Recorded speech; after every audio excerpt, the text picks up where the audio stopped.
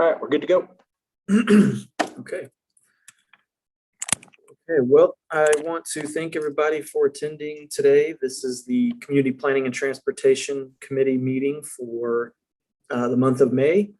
And as I usually mention, this is the committee where we discuss topics like public transit and general transportation and community planning issues. But if public transit specifically is a topic of interest to you, this is the committee where we get updates about what's going on with our system and talk about ridership numbers, improvement projects, and we also take questions, suggestions, all that type of thing about it. So we have a couple items on the agenda this evening, and we, as I just mentioned off air, we did have a request from planning staff to move item number 4, which is the discussion regarding the visitability ordinance, to move that up due to some potential weather issues this evening. So unless there is any objection from any committee members, we'll proceed. Okay, not seeing anything. Okay, so item number 4, moving up to item number 1, is a discussion regarding the visitability ordinance. This is a topic that has been of discussion with the city for a little while, and many of us have been looking forward to moving the discussion forward a little bit. So I think we have some information from staff, and go ahead and get started. Good afternoon, everyone. We've got Development Services Manager Greg Clark will be doing the presentation, and I really do appreciate you guys moving this up. We've got a couple people that have family members that they need to get home from here at the office, so I really do appreciate that. I want to thank everybody for attending. The council. I really do appreciate you all's service, and I don't think that gets said enough. And so, thanks for attending. I also want to thank a lot of folks that had a lot of input on this. There was an ad hoc committee formed years ago, and they did a lot of work behind the scenes to try to make this come to life. And so we're just following through today. I know Mr. Beck was one of those instrumental on the call today, so I want to just give a little shout out to all their hard work, and we'll just kind of go from there. And since we had some new faces and new, it's a part of the process, I thought I'd just kind of backtrack a little bit. And the topic is visitability and accessibility, and they're very similar in some ways, but they are different in some other ways. And I thought I'd just start there. And so a visitable dwelling, I found a good definition I liked. It offers a few specific features that makes a home easier for a mobility impaired person to live in and visit. This would be versus an accessible building. And the intent of an accessible building is to allow a person with a physical disability to independently get to, enter, and use the site. And I think that use the site is an important distinction there, because a visitable dwelling is accommodating to people who are maybe aging in place or have some needs. And there's a lot of features in a visitable dwelling that will accommodate that kind of activity versus an accessible dwelling, which is more geared towards long-term using the site to live in long-term for all the various needs, be it bathing or eating, cooking, or just all the normal type of activities. And there's a little slide I put together, and I kind of highlighted some of the differences here and some of the similarities between what would be a visitable dwelling and an accessible dwelling. And so the first couple are actually very, the similar items. Both a visitable and an accessible dwelling unit would have a no-step entry, a compliant entry path, meaning the path to get from either a parking area or potentially the public way is a surface that's, I'll say flat. It's not necessarily flat, but minimal slope and very few challenges. And the no-step entry, another feature of that is the threshold itself. It's either very, very minimal or essentially non-existent in a way. Wouldn't want someone tripped up there. So both a visitable dwelling and an accessible dwelling share those features. The next similarity is the routes in a dwelling unit. So in a visible and accessible dwelling, the routes all have to be 36 inches wide, with doors at least 31 3/4 wide. And that's deemed wide enough, functional enough for a person to, maneuver around the house. We start to see some differences here when we get into some of the more detailed features. For example, a bathroom, visible bathroom, really just looking for you to have a toilet and a sink. They do want backing in the wall for potentially putting future grab bars up. They want some certain minimums of clearances around the toilet itself for the user to be able to maneuver. An accessible dwelling unit, now it would have a toilet sink, but it would also have bathing consideration made for it as well. And again, backing would be installed for the toilet, for the bathing areas as well. But it also requires proper clearances for all those features. So dimensionally, if you will, an accessible dwelling unit bathroom is actually going to be bigger potentially than what a visitable dwelling unit bathroom would be. The next item on my list was a kitchen. And so in a visible kitchen, you'd have to have a sink, a cooking appliance, and a refrigerator. And the path to get to these areas has to typically be 40 inches wide. An accessible kitchen, however, it's going to have the same thoughts about the width to get through the space, but it's also a little more stringent, meaning it's going to be concerned with reach ranges for all the different features in the kitchen, be it the sink controls, the counter heights are going to be restricted in height, and you're going to have clear spaces to approach, all the appliances, the sink, and the refrigerator. So again, from a practical standpoint, in most instances, the accessible kitchen will have what would dimensionally probably be a little bit bigger.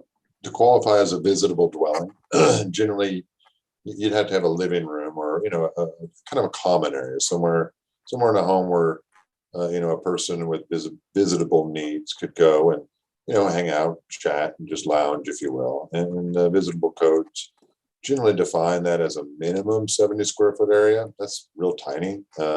Practically, I would think it would be much bigger than that in most floor plans we see, but it at least establishes a minimum. For just a kind of a common use space.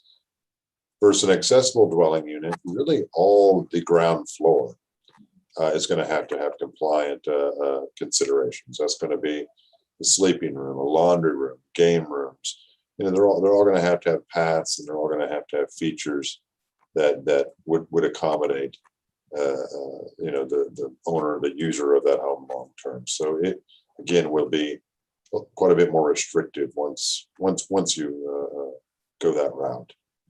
The last item of interest on my list was receptacle outlets, lighting controls in a visitable unit. And they tell us they want them 15 to 48 inches typically.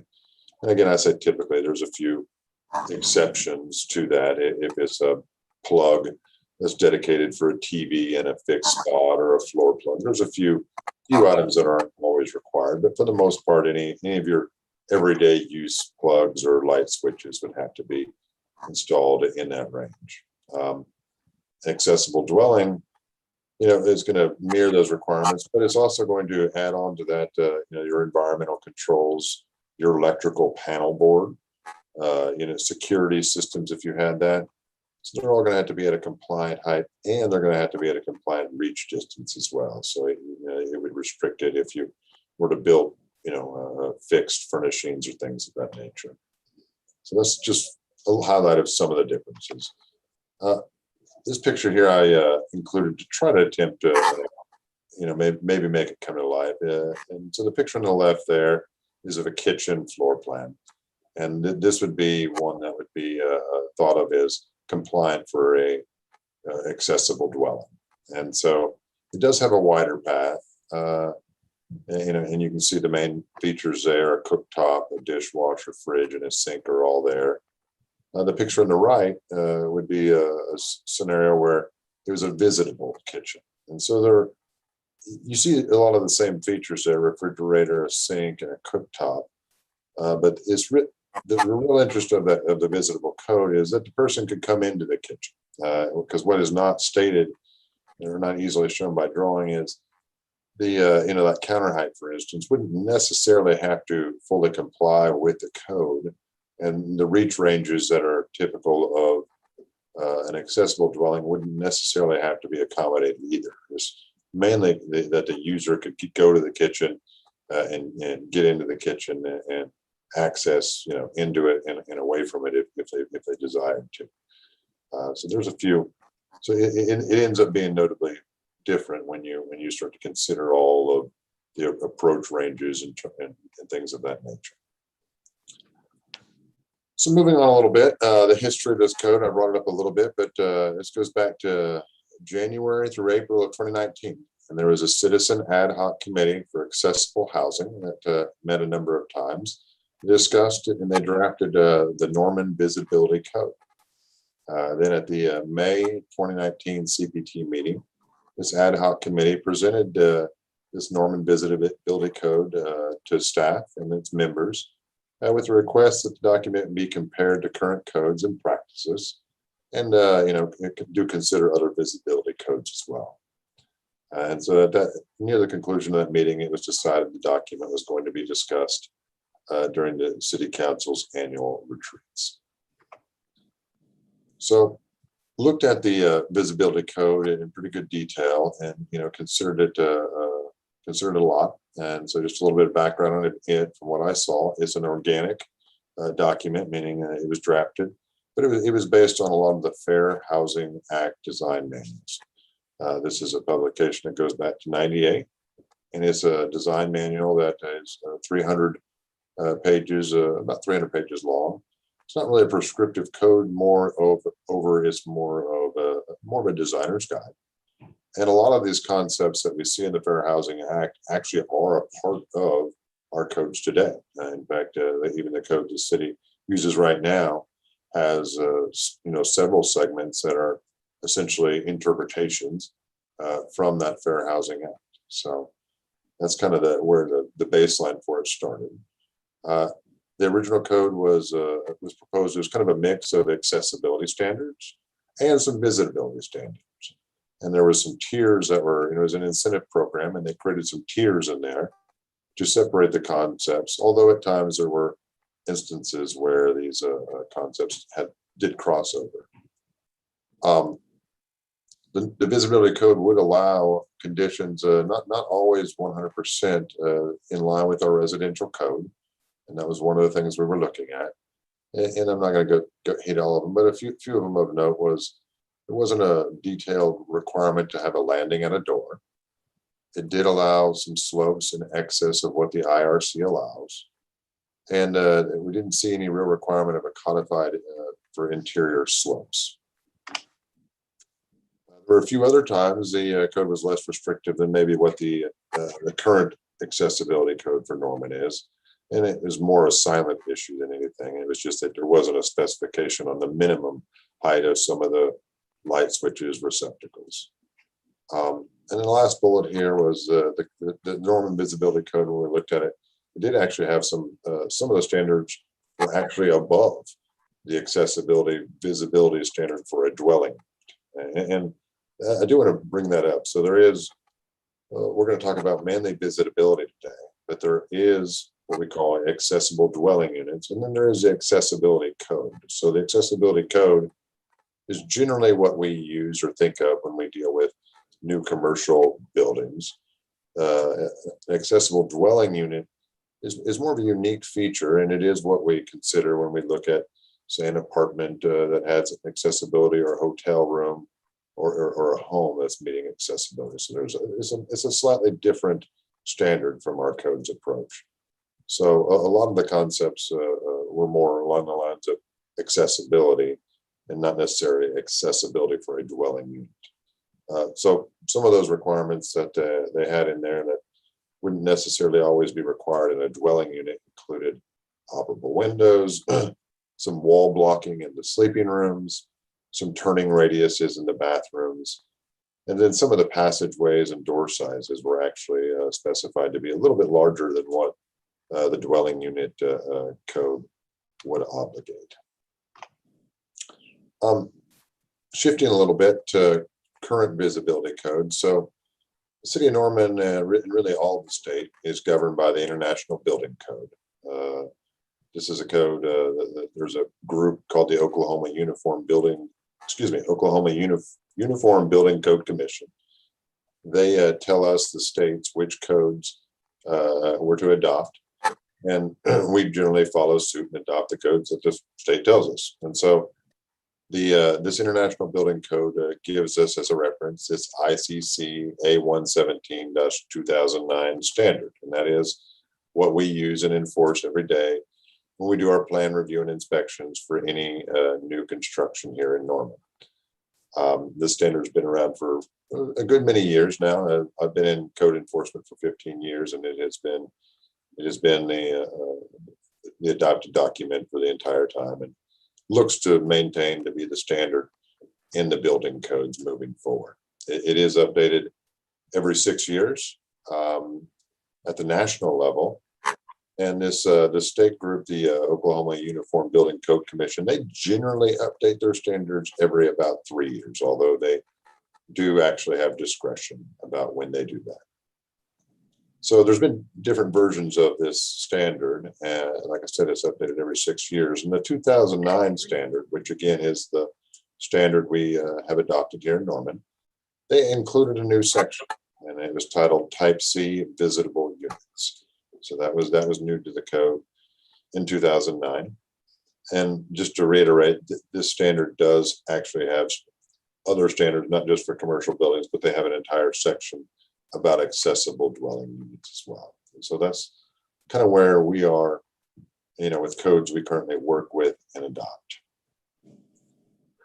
So after reviewing the Norman Visibility Code, we thought about making changes to it to bring it in line with adopted codes and standards. But after looking at it, our recommendation was that we would consider an incentive-based pilot program. And but we thought initiating it, referencing the current standard, the ICC A117, specifically the section that dealt with Type C visitable units, made the most sense. And again, it's a proven standard. It works really well in conjunction with all the other building codes we have, because it's modeled to complement them. Unlike maybe an organically written code, it's very unlikely there would be any conflicts or omissions, or we'd be silent on a detail or scenario. And I can speak to code writing. It's something I've done a little bit of over my time at the city, and it is very difficult to come up with an organic code. I commend the folks that put that Norman Visibility Code together. It is not an easy task. You write a code, you think you've thought of every scenario, and then somebody will come, we'll poke a hole in it somewhere. So it is, to me, it is it's way more of a daunting process than I ever would have thought. And so kudos to the folks who did that. They did a great job.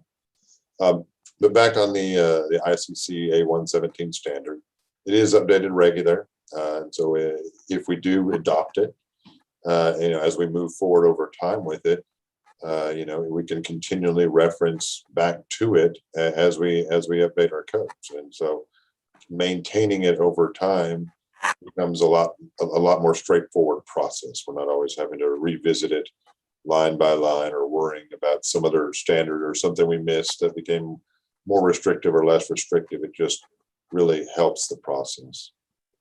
Also, with having a standard, the standard again has an accessibility standard built into it already. So if in the future we wanted to expand a program to include an accessible dwelling unit, the language would be right there, and it would already be referenced. It would be a pretty straightforward process to add that as a companion to it. Another thought we had about starting a pilot program of this nature was the duration of it. And, we have another similar incentive-based program. It's called the HERS, ERI program. And it started off 6 months. And what we found was 6 months was just not enough time, to even kind of get the word out and begin to educate people in the community and the building folks at large. So we recommended a 2-year pilot program. And we felt like creating this longer program will, one, allow us to hopefully provide a larger data pool. And again, it's going to help the builders. It'll help builders, staff, and everybody to become educated about the program itself, and then the details that it would take to comply. Like a lot of people a builder would say, "Oh gosh, I don't want it. I'm not going to change my floor plans." But if they really look at the visitability standard, they might find that with just a tweak here or there, they could comply with the code. So the hope would be we'd see more folks participate in the program, the more we're able to educate them on the topic. The proposed source of the credit would be the building permit fee. Currently, this fee is 14 cents per square foot of project area, and that includes all areas under the roof. And so for just as a reference, a 2,000 square foot home, if it had a 2-car garage, say roughly 400 square feet, the fee incentive could be as much as $336. And the way the program would be set up, it would really just be a pass or fail. So if a home enrolled in the program, it's either going to meet the standard and either receive all of the credit we offer, or it just isn't going to meet the standard and it wouldn't be eligible. In the case of visitability, it wouldn't make sense to, say they achieve 50% credit if they had an accessible route in the home and a visitable hallway or a route around the home and a visitable bathroom, but they didn't have the step-free entrance that prevented the person from even entering the structure. So it was kind of an all or nothing. The amount of the incentive, and this is certainly where we're seeking input on the topic of what we think is equitable. It could be, of course, anywhere between 1% and 100% of this building permit fee. And again, certainly want feedback there as well.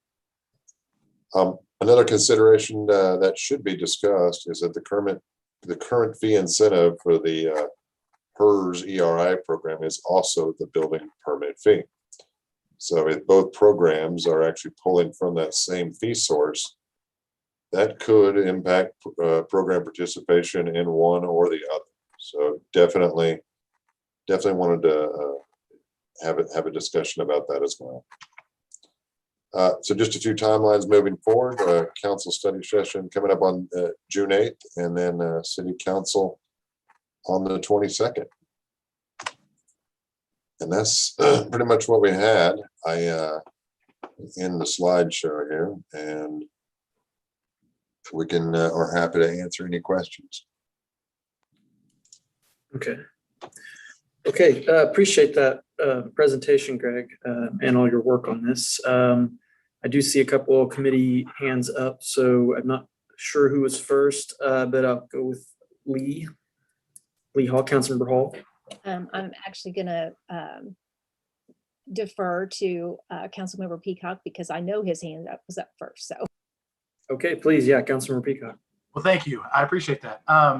I was just curious on the incentive program. Did we look at the connection fees as a possible incentive mechanism? I know you looked at building permit, but I was wondering about the connection fees. We did not, but I'm not sure that that's an area we can touch. Is the city manager still on here, or Beth? Connection fees, I'm not sure that that's something that we can access, because that's actually from the utilities department and the different funding. Right. And that's one reason why, for HERS, when it came to construction and building permits, why it went to the permit fee. So no, we haven't looked into that. I do think there would be some issues raised by the fact that it's going into a different place. It doesn't mean we can't investigate that or other sources, because I agree, it's hard to take two incentives from the same area. Yeah, that's really why I was asking. And I kind of assumed that was going to be the answer, but if you could follow up on that, I'd really like some clarity. Sure. And then in terms of another incentive, what about an expedited review process? Instead of giving them a discounted permit, maybe there's just we've talked about the idea of pattern zoning a lot, where there's basically a pre-approved set of building plans. Maybe this is something that aligns with that concept a little bit as well. So just a couple thoughts. I mean, on the expedited review, I can speak a little bit to that. I have all the numbers in front of me, but I mean, I think it's on a residential side. I mean, it's something like 80. It's a very high percentage that we turn around in less than 20 or 48 hours already.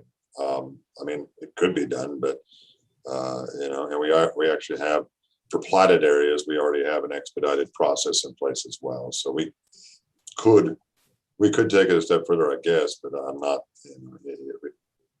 We were doing some reviews, same day, and we're doing a good chunk of them within 48 hours. So it wouldn't be a massive advantage there, I wouldn't think. Sure. No, that makes sense. I'm just trying to find another creative way instead of pulling from those permit fees, if there's another incentive mechanism out there. Fair. I don't know if I can step in and ask the question, because that was part of that steering committee talked about that a lot. And one of the things we discussed was builders pay a certain, tax on building materials here in Norman that goes specifically to the city of Norman. And that was one of the questions that came up, or with suggestions, was if there was some kind of a tax credit on building materials. And we kind of focused on that, but I haven't heard that one brought up yet. Well, that's kind of along similar lines about what I was thinking. Maybe there's a portion of the permit fees from normal projects that is siphoned off and it goes into a fund that maybe is a grant program to kind of fund some of these more visitability type projects. Waiving sales tax for materials for the specific type of thing, that could be an option too, perhaps. Okay, thank you, Councilor Peacock. Councilor Hall. Thank you. Couple of things. You mentioned, well, first of all, thank you for that PowerPoint presentation. It's always helpful to kind of go back and get the summary and the big picture and how we ended up where we are today. So I enjoyed just stepping through that. You mentioned that we update the International Building Code every 6 years, and that the version that we're working with today is 2009. Is that what I heard? Was that right? Somewhat. We're actually, forgive the years difference here. The code we currently have adopted for the city is the 2015 International Building Code. Okay. The standard, the accessibility standard, the ISCC 117 standard, is actually the 2009 edition. Oh, okay. And that's not anything we did. The 15 building code backdated and referenced there. So there is an 2015 standard, if you will, that 117 accessibility standard, but only the building codes that came out in the years 18 and 21 reference that standard. So they intentionally backdated, it seems, for some reason. Okay. But so it's still, regardless of the year, it's still part of the code. I mean, that's Yes. from. Okay. Yes. So I guess what I'm curious about, because I've actually been following this loosely, just as a resident when the ad hoc committee was doing their work. So were we not aware that this piece was available to us at that time? Because it seems like, they spent a lot of time writing this organic ordinance, but it looks like maybe we already had access to this. I'm just not sure of the timing. I'll just be 100% with you. I mean, of course, I didn't have any involvement with the ad hoc. I've been in building codes for 15 years. Mhm. Been a building inspector for most of that. Out in the field, looked at, couldn't even tell you how many buildings. And it wasn't until I was really told to, review and consider this, that, this section is, this section I wasn't aware of. I mean, frankly, so I'm thinking they were just a lot like me. It was it doesn't seem like it would be new if it's dated 2009. I know that seems odd, but it was a new section for a whole bunch of people. So I can't speak for them, but. And I will speak for us, because I was there when we did it. And we didn't have that. We didn't access it. Not sure why. I mean, we had the Metropolitan Fair Housing Council were part of this. We had a home builder, Keith McCabe, was part of this. Me as an architect was part of this, but didn't know that that was available. Would you introduce yourself, Dave? Oh, Dave Beck, architect in town, on the planning commission, on the ad hoc steering committee that put this together. Bill Hickman invited me to participate, and we had including Project Independence, we had lots of different people in town and from Oklahoma that participated in putting this together. And you're right, there was a lot of discussion, but I'm embarrassed to say we didn't find this or have it. So we had to write from scratch. Like Greg was saying, there's a lot of work that goes into it. Well, so this is the perfect segue. So thank you, Mr. Beck, because number one, I wanted to thank Councilmember Holman for having Mr. Beck here participating with us today, because he has been one of the resources that I've been using, as well as some other people who are on the committee. And so we have had a brief discussion about this, and what Mr. Clark is offering, he's already had an opportunity to vet too. And I think the conclusion was, okay, this this makes a lot more sense than reinventing the wheel, to use what we already have access to in our international building codes that we use for everything that we're doing, right? So I just want to make sure that you got a chance to sort of weigh in on that, Mr. Beck, since you're the one that spent a lot of time on this other organic ordinance. As soon as he sent it to me, I started reading through it and looking at it.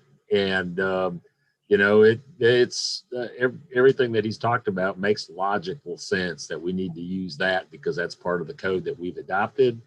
And it basically covers what we were trying to cover and make sure that was covered with our written ordinance at the time. Well, I just wanted to get that on the record, because I really appreciate the work that this committee put in. They put a lot of time and effort into this, and I just wanted to make sure that, as I'm going to say, I am comfortable using the approach that Mr. Clark is suggesting, rather than writing another ordinance. And I, want to have a nod to the committee that put in all of this work and really got it on the front burner in the first place. So, and I just want to make sure that anybody who's listening today knows that, we have sought the input of the ad hoc committee that did work on it. And so they, at least you have had a chance to do it, Mr. Beck, and I'm sure others maybe have had access to it too. So the other thing that I was wondering about, as far as the incentives, I get why we're talking about, using that same credit that we're using for hers, but that, I don't know, I have some concern about that, because I think you mentioned that, there is a scenario where if someone was wanting to use the hers incentive and also this incentive, that they couldn't surpass the total of what the building fees are in the first place. So I'm not sure, if there are other options. We've already mentioned a couple, but I'm certainly willing to consider just some other creative ideas. And the other thing is, this really just applies to residential units, right? Under 4 units. Yeah. Yeah, the scope of it would be single family, potentially a duplex, potentially even townhome construction, Okay. up of 4 units. And then honestly, at the point they hit that 5th type unit there, or if it was a commercial standard, the codes would require compliance similar, if not greater than what the standard was anyway. So it sounds like the expediting or fast tracking, if our turnaround time is 48 hours, I'm not sure how much better we could get there. So I just want to make sure I heard that right, that's for this type of construction, that the turnaround time is pretty quick already. It's, there's always outliers, of course, right? But yeah, under the general scenario, yes, we turn around most our single family permits, within 48 hours, the lion's share of it. And one of the things that was in the draft visibility ordinance out of the ad hoc committee was the tiers, as you had mentioned. And I also want to make sure I understand what you were saying, that if someone is going to pursue this, they're either going to do all of it or none of it to qualify for the incentive. Is that right?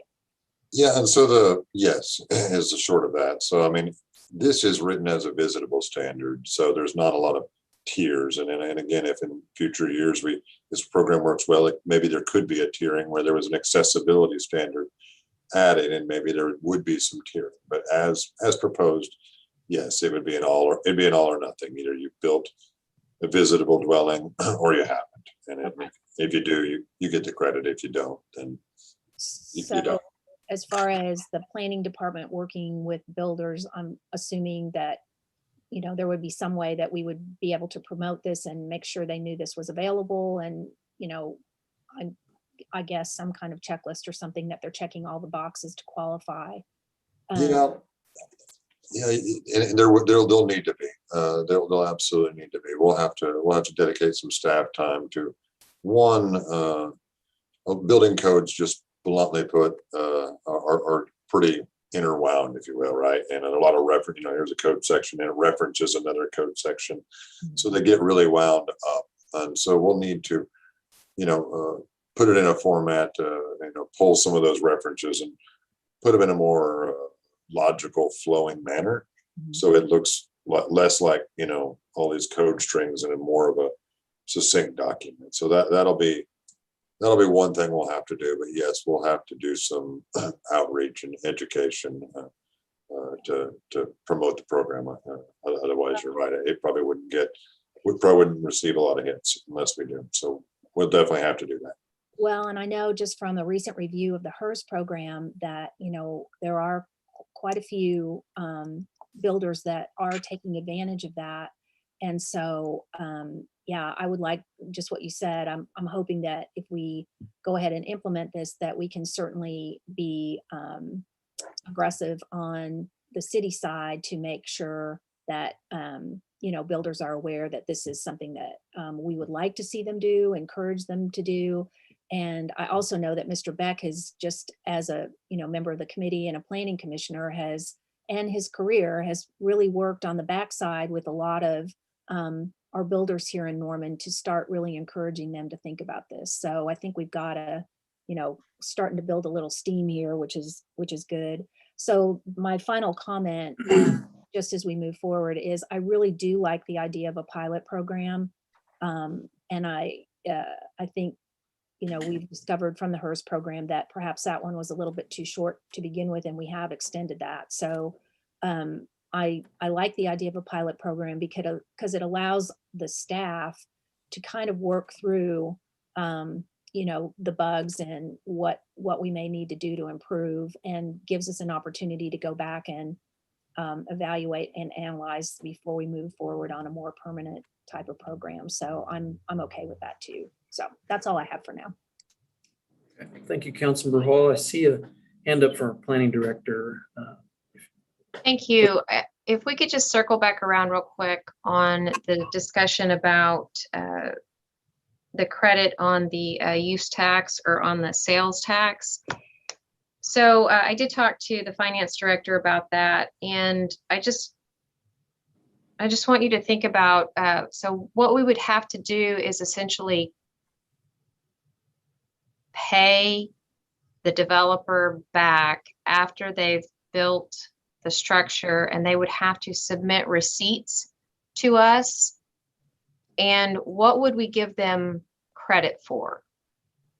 Well, I mean, would we give them credit for only the materials that they purchased to construct, to develop the site for this visitable unit?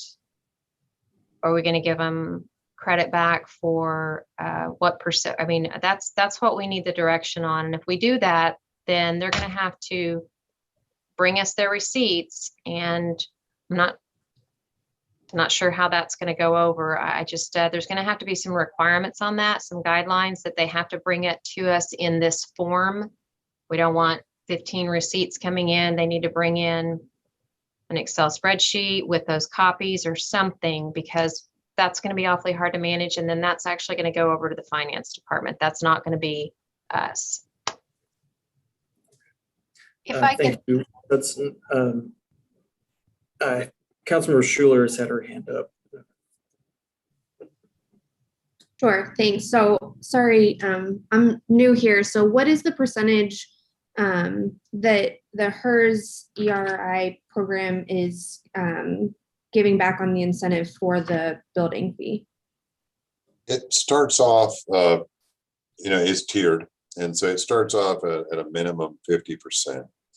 If they achieve success in the program, they starts off 50%. And if they perform well enough, they can actually receive 100%.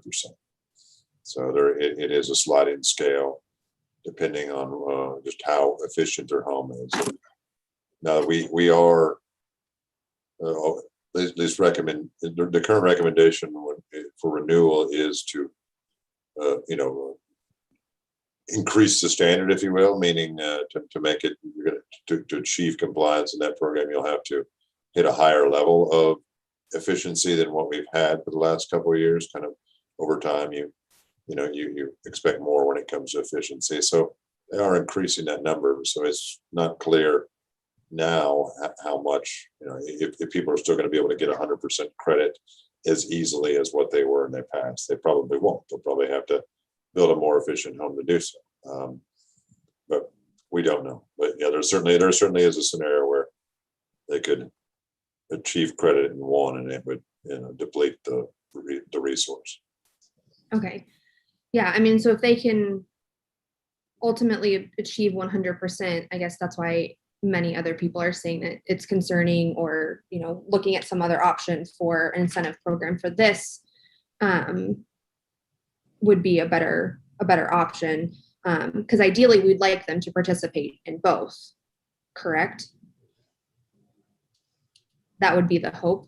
Yeah, I would concur, yes. Yeah. Okay. And then I guess with the information that Ms. Hudson just gave us about, having receipts needing to be given, maybe some pushback on that. I mean, I think that there's so many things that we have to get receipts for. Like if I have to do that for my work, if I need to buy things and I need to get reimbursed and all that kind of stuff. So like, I don't know that should necessarily deter us from going that route. I think that's just some education and some, understanding and outreach to developers to tell them like what we need and what's going to be required of them to get this incentive. So I wouldn't want us to maybe go to kind of backtrack and walk back to look at that as an option, just because it might be a heavy lift from the front end. But maybe that's me not understanding the process a little bit, but I feel like that's a potentially doable thing. Can I respond just real quick? So I don't think you're down the wrong path at all. I just think that, like you said, we're going to have to really have some guidelines set for the builders when they do submit that information. And then, like I said, more importantly, I need to know from you, again, is it a percentage of the entire cost of the structure, or is it just for those areas? Because I mean, it involves concrete, getting the ramps, or stuff like that. But that's the most important part, is trying to figure out what percentage we're going to be refunding. Sure. Sure. I'm go ahead. sorry. That's okay. I wanted to add to what Ms. Hudson said, and this is just my memory from when this ordinance was first presented by the ad hoc committee, I think. So it is kind of aged memory here. But I I do recall some concern about how these materials are bought. I understand from some feedback that builders tend to buy in bulk, so they might be buying from multiple homes, not all of which will be participating in the program. So there was some concern with the ability to identify that allocation. There was also a lot of concern about a lot of materials are actually not being bought in the city of Norman, and we'd have to be very careful to make sure that we're not allowing a rebate for something that's actually not coming into Norman. And then there was some comment, I think, about concern with the confidentiality or maybe the proprietary nature of the information that would have to be submitted by a developer. And so again, this is all really from the developer's perspective. We might want to get some of that feedback to make sure I'm remembering correctly, but that is my memory of the first time that was discussed. You're correct. That's helpful. That's helpful information. Sorry, I lost my other comment. If I remember it, I'll raise my hand again. Thank you. Okay. I see Greg's hand up there. You have a comment, Greg? Yes, I was just going to add in, another bit of direction on that would be, is there a maximum that we view that that we want this credit to be, right? Because someone could build, a $10 million home, right? And they could have, tons and tons of receipts. So we're talking about visitability right now. So are we going to give them, I don't know what that could be, right? Or is there going to be a cap on this? Is it in the hundreds or thousands? I don't know. I certainly feel like that would be some good direction to give us, and it would probably help in the tracking of it too, if we are using some kind of tax rebate program. Okay, thanks. Councilmember Studley. So I kind of had the same question that Ms. Hudson had about which component is this credit for? Did someone have an answer for that, or is that what we're trying to figure out? Okay. Yeah. My other question is, and forgive me, I'm pretty green and new to this, but I just want to make sure I'm understanding. So is what we're doing right now talking about incentivizing builders to do what the ADA law requires them to do anyways? Is that what I'm understanding? I think I can answer that. So no is the answer to that. We're not incentivizing them to do what is already a prescriptive minimum. No. The single family dwellings currently do not have to be built to a visitable standard. So this would be above code, if you will, if there is an incentive for it. So this is just for the ones, because I think the ADA law is what, if it's 4 or more, then you have to. So this is for builders that are doing under 4. Okay. Yeah. Okay, thank you. Thank you, Councilmember Studley. I see Kim Kaufman's hand up, staff. Right, I kind of just wanted to add to some of the things that Jane had mentioned from a finance perspective. If we're not going to, credit the permit, then it's really not a credit. It's really a cash incentive. And, that's really a can of worms, especially if we're going to use general fund money for these, either refunds on sales tax or use tax, or, a portion of a refund on materials purchased. This would be paying, public money for private for-profit interests. So just keep that in mind. We have not identified funds that we could use for this, and without a cap, I mean, like Greg Clark said, where's the limit here? How much are we going to pay? So we would have to identify funds to use for this, and if we're going to step outside the realm of the building permits, that could get high, and then you're going to also run in, when you give these cash refunds, you're going to also run into the issue of the logistics of it. Are we going to cut treasurer's checks? Are we going through the accounts payable system? Are we, having a contract with the home builder?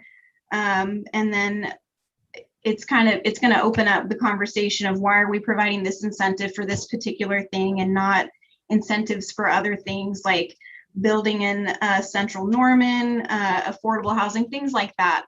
And then also, I think Councilmember Peacock had mentioned connection fees, and I just want to remind council that especially with water, the water connection fees are directly related to the cost of tying into that system. And then they're supposed to help, with future capital projects with the water system. And the water fund right now is currently struggling. We're about to go ask for a rate increase. So if we start to reduce those connection fees, that's just going to exacerbate that problem even more. So just some things to think about.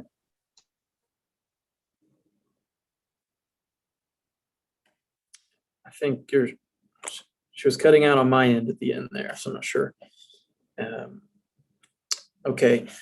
Well, I mean, some of my thoughts on that is if we were going to have a incentive that was like a sales tax rebate, that there would need to be a cap on it, something, I just thought like $10,000 or a cap on the percent. And it would have, in my opinion, have to be materials purchased in Norman and receipts to show that. Because I think even that is an incentive over doing nothing, I guess. So that's just one idea I do as far if we were going to go with some other type of incentive, but I agree that it's hard to have the same incentive for the two different things. And it's also very hard to identify incentives for anything because we have talked about incentives for affordable housing. We've talked about incentives for housing types in Center City that we want to see. We've talked about incentives for attracting the type of business that we want in Norman, but at the end, all the conversations we have about them come to there is no identifiable funding source to do any of that. And only being able to use our fee structure or an expedited process, which can be applicable or attractive in some cases, but as Mr. Clark has mentioned, we already do it very quickly on these type of things. So this has been my point being is this has been a tough one for councils over a number of years to figure out how to incentivize things we want without a real identifiable source to incentivize from. So I see Councilor Studley. Let me see if I think Councilor. Okay, yeah, Councilor Studley's hand is the only one I see up right now. It was still raised from last time, sorry. Okay, Councilor Peacock. Yeah, I was just gonna say, I think I like the reimbursables idea, but I think maybe a better approach might be a grant where you actually have to apply for it on the front end and prove that you are doing as you say you're going to do. And maybe that's a tiered setup that if you can apply for a 30%, 50%, 100% grant of those materials to fit counter heights, bathroom fixtures, all the accessible elements that we were talking about earlier. But I think it'd be better. I still don't understand where the funding comes from, but the administrative side of it, I feel like a grant would be better than trying to do a reimbursable after the fact. And I don't know if ARP money is eligible for something like that, but even if just to get a pilot program off the ground with maybe, I don't know, $25,000, just something to test the waters a little bit and see if there is some interest there. Yeah, I definitely like that idea as well. I think I have the number 50,000 in my mind that to get it started off, see who bites on that, and then maybe that gets expanded. So I do like that idea as well. Okay, are there any other comments from council members about this one? Councilmember Schuler. Yeah, I just wanted to say that I really appreciate Ms. Kaufman's kind of clarification on and like breakdown of all of those different things, especially on like the connectivity side and sales tax, like what we're actually looking at and the challenges and the differences. That's really helpful for me, as a new person kind of coming in, trying to get through all of this information and really kind of digest it. And, kind of as you were talking through, it really kind of distilled for me that it sounds like when we're talking about, where's this money going to come from? And especially on the connectivity side with our utilities, I think you're absolutely right that like it sounds like a rob Peter to pay Paul type thing, and we're already so strapped, especially with our stormwater and our water reclamation stuff, that we really don't have any wiggle room in those ways, and we really need all of the money to go to those places. So I wouldn't feel comfortable doing anything like that, even though this is something that we really want and this is a need, and something that we want to move towards. That's not an area that I feel comfortable taking from. So I just want to get kind of all of those comments on record, but we've got to, I think, get creative in how we're kind of trying to incentivize these things, and realizing that, we are in a challenging moment, and that city councils in the past, like Councilmember Holman said, like we've been really struggling to figure out what's the right mechanism to fund these things that we really want to see happen in Norman. So those are just some comments. So I appreciate staff and their clarifications. Thank you, Councilmember Hall. Yeah, just piggybacking on that. That's really been the challenge with this from the very beginning, I think, is just the funding source, and how we can do something meaningful enough to encourage our building community to do it. So that's been historically why we haven't been able to move forward at this point. So yeah, I'm willing to talk about if ARP money would be something for an initial investment, but then of course we're going to have the problem, if we do that, of what happens after the pilot program goes forward. So I don't know, I guess there's and again, I'll just defer to staff. It seems to me like we're not going to know how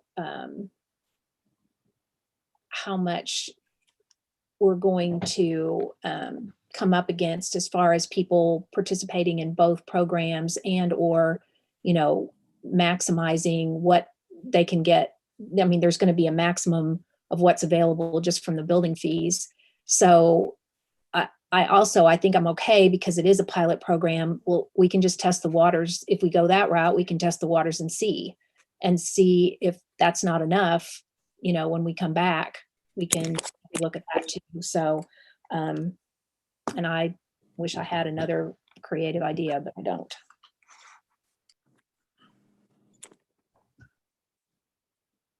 Sorry, I'm trying to raise my hand.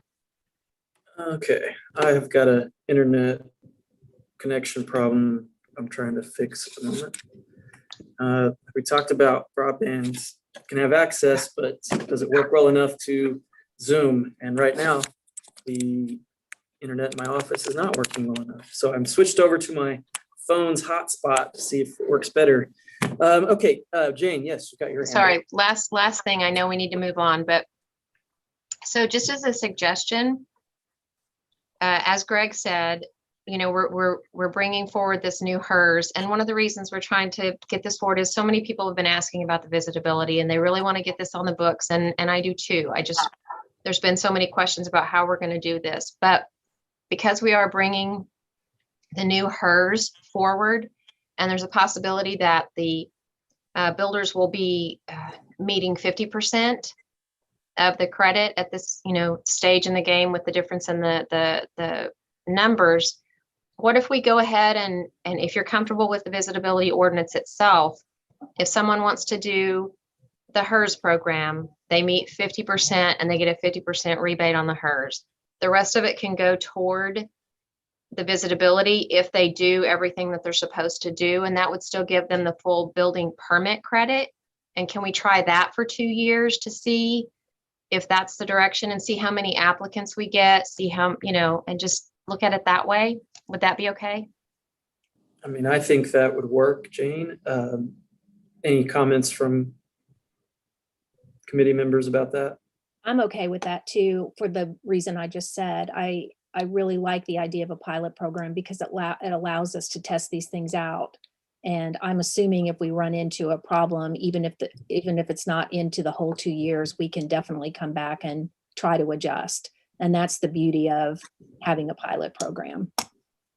Okay. I agree. I like that too, because it seems like we're not trying to struggle to find where this money is coming from. So I appreciate that, Jane. That's a great idea.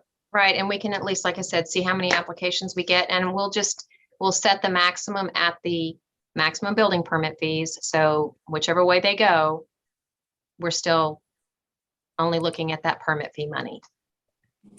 Councilor Hall. I was just gonna throw out that,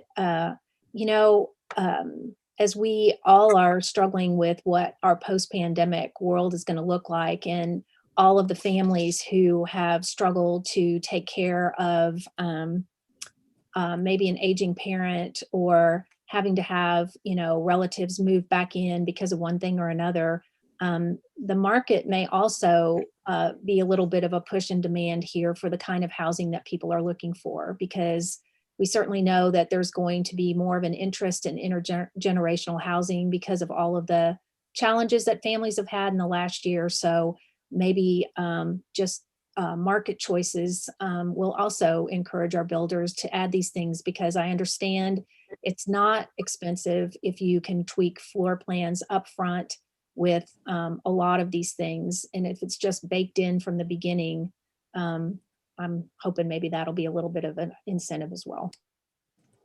Thank you, Councilor Hall. Yes, Mr. Beck. Hey, thank you.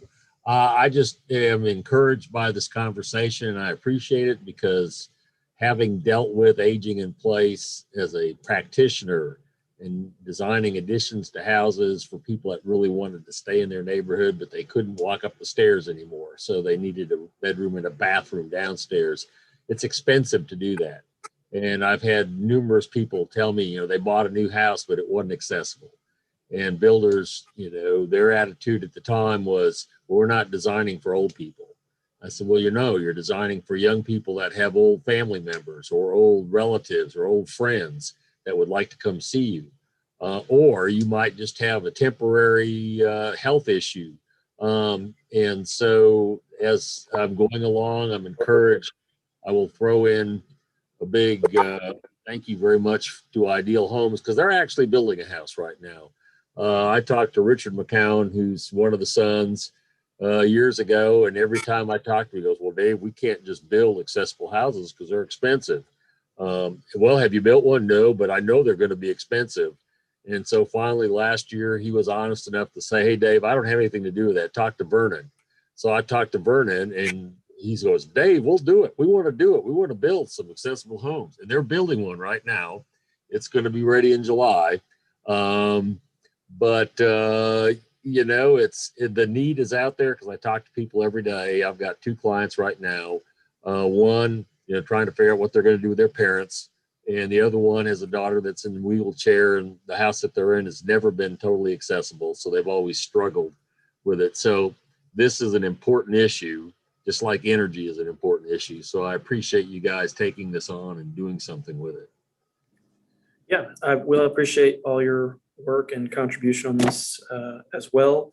And I don't see other hands up. We do need to move on to our next topic. So this one will, I think, move on to the full council study session and see what the rest of council thinks about this, if they have any ideas as well. So everybody, thank you for your contribution to this discussion. And with that, we will move that on and go on back to item number 1 on the agenda, which was a public transit ridership report.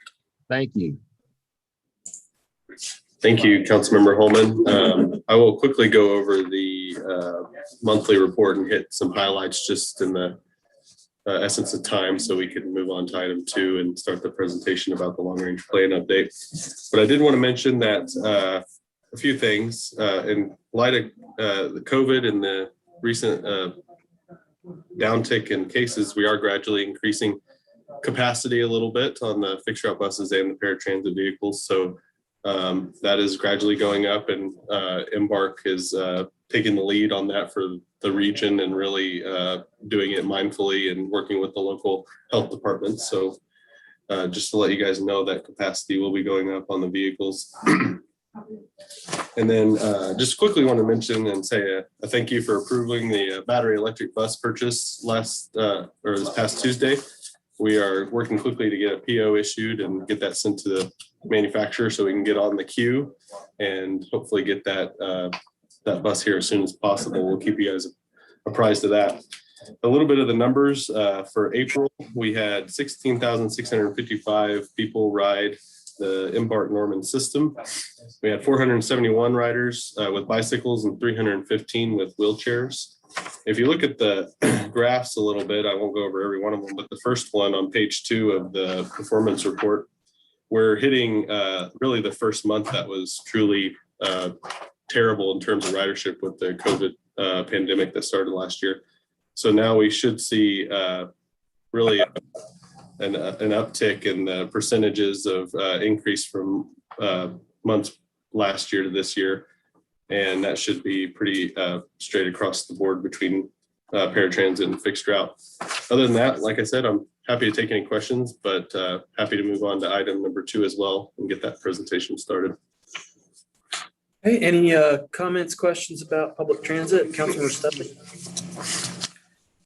Just real quick, I know you had mentioned there was 315 rides given to people with wheelchairs. How many current buses or transportation vehicles do we have that are accessible for wheelchairs? All of them except for the service vehicles that the drivers use to drive to and from the facility are accessible for somebody in a mobility device. And it's my understanding, and correct me if I'm wrong, are they having to call 24 hours in advance to get a ride? So for paratransit service, and that's a great question. It is a shared ride. It is offered because it's regulated by the FTA. If you offer fixed route service, you have to offer complimentary paratransit service. And the regulations, because it is a shared ride and we're scheduling all that, through and creating a manifest the day before for work to be done the next day, they do allow transit providers to limit that cutoff to the day before, not 24 hours, but the day before. Yeah. Day prior. Okay. Yeah. And let's see. I'll come back to that in a minute. I'll let you finish. I had another question, but it left me right now. So I'll ask in a little bit. Thank you. No problem. Sure. Not seeing anybody else on that one. On public transit, Taylor and Sean, Mark Ham, council member from Moore, chair of the ACOG committees. We were talking about the RTA this afternoon up the ACOG, and Mark asked me, well, the topic about the funding source of the RTA being restricted to sales tax by the legislature came up, and Mark Ham asked if we had the specific information about that, where he could find that reference, basically. And so I just was going to ask if your staff could maybe send that to me and I could pass that along to him. Yeah, we'll take care of it. Yeah, good discussion there at ACOG, and yeah, we'll follow up with you. Thank you so much. Councilmember Studley. Sorry, I remembered my question now. So what are something that I'm hearing from the general public, or from some people with disabilities in the public, is that if they're nonverbal, that they are unable to request a ride 24 hours in advance or the day before. So is there going to be online request, or is it still only by phone? Yeah, great question. We actually got this question a few months into operating the transit system, fall of 2019. And we worked with our partners at Embark, and they created an online form for people that need that to be able to schedule rides through the online form. There's also the Oklahoma relay system where they could call the relay and then work through that person to be able to basically translate and get that ride scheduled for them. But that online tool, we really need the individual to contact myself or Embark and make that request, because it's we consider it a reasonable accommodation under the ADA, so they can access the service. But that is available if anybody needs it. So the individual rider then would just need to contact you to get some type of ability to access this online service. It's not just something they can go to Embark's website and request a ride. Right. And it's a reasonable accommodation that we don't offer to all the passengers because of the shared ride service and the scheduling I mentioned earlier. The FTA regulations say that when somebody requests a ride, you have to be able to tell them at that point of request whether they have a ride or not. And if they have a ride, if we can't accommodate them, it's considered a capacity denial. And we're supposed to have 0% capacity denials. In the real world, we'll have some. And we have to be able to record those and be able to show FTA when they come for our triennial review. So when we talked about this a couple of years ago with Embark, they were very hesitant to, and they haven't done this in Oklahoma City either, because of that regulation that we have to be able to tell that person whether they have a ride or not. We can still move them to another time if it works for them outside of an hour before and after. But if we can't accommodate them within an hour before and after of their requested time, we have to document it as a capacity denial. And it's hard to do that through the online form because if, let's just say the scheduler gets the email from the online form, but they're not at their desk for an hour and somebody doesn't catch it or something, it's just, it got a little gray for us. So that's why we only offer it right now to a select few people that need it, really. Okay, I know there's a lot of services where you can schedule, just thinking outside of transportation, but just where you could schedule and they have real-time scheduling, if you will. So I guess I'm just curious why that wouldn't be an option. Anyways, all right, thank you. I appreciate your help. No problem. Councilmember Schuler? Sure. Just to follow up on the question that Councilmember Studley was asking about the having to contact you for access to this online form to get scheduled. But if they're nonverbal and they're having a hard time calling you, but then they have to call you to get access to an online form, like, do you see the extra set of problem here? Like the problem is that they can't access a phone number or to call you in the first place to get something. So how are they communicating with you to actually get access to the form? That's where my concern is. So like, how are we mitigating that? How are we managing that? Like, how are we getting them to contact to be able to actually get access to that form? Yeah. So if they're, you're alluding to if we had it on the website, they'd be able to click and be able to access it. Well, perhaps if they're able to do that, they could send an email. I think the individual we worked with that fall of 2019 to get the form created was able to email pretty well, and we were able to work with them through email. Okay. Again, the relay service is offered to Relay. They can work through that too. Sure. I'm just thinking about screen readers. So is there like a line on the website of like, you can email this person to ask about this for a reasonable accommodation in lieu of like a phone number or something like that to contact, to communicate? I'm just in terms of accessibility. Yeah, if it's not, it should be. So I will look at that and we'll get it updated if it's not. Thank you. If I may just offer, Councilmember Schuler, one of my duties here in the city is ADA coordinator, which works well as the transit director as well. So this actual case came to me as an ADA coordinator, like many of those accessibility questions regarding city services do. So we were able to receive that. Taylor's right, it did come in an email. This individual actually has served on several of our committees as well, so we're very familiar with them. But it came to me as an accommodation request like we get from time to time, and this was a case where we worked very closely with the ADA coordinator for Embark, who is outstanding, one of the best in the state, and we came up with this reasonable accommodation in this case, and it really worked well, and I think it's accommodated this particular case. Have not gotten a single other request in the 2 years that we've run the system.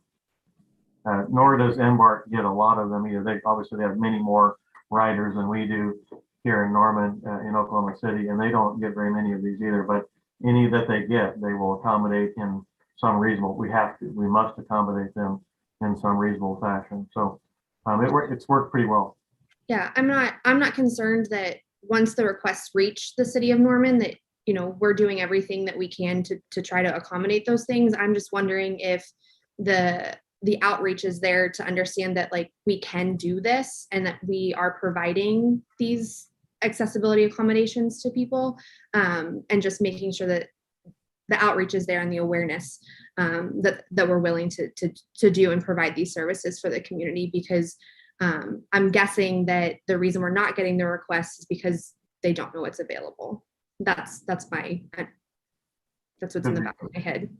We'll look at our transit website as well, but we've really made an effort in the last couple of years to enhance our communication for ADA accessibility information throughout all of our publications, and I think you'll start to see those, including a posting on every bus as well. Okay. Thank you very much, Councilmember. I don't see any other hands up. Okay, thank you, staff, for the update on public transit. And like we said, we talk about this every month in this committee. So everybody in Norman that's interested in public transit, please tune in. Okay, item number 2 is a discussion regarding transit long-range plan. And I think we have the same staff on this one too. Thank you, Councilmember Holman. I'll turn it over shortly to our great team at Nelson Nygaard, James Gomez and Peter Soderberg. But I just wanted to say we're excited to be at this point to come to you with all this information we've been collecting and this plan that we've been developing through the Go Norman Transit Study. And you'll hear a lot of information here. And again, we're excited to show you and get some feedback.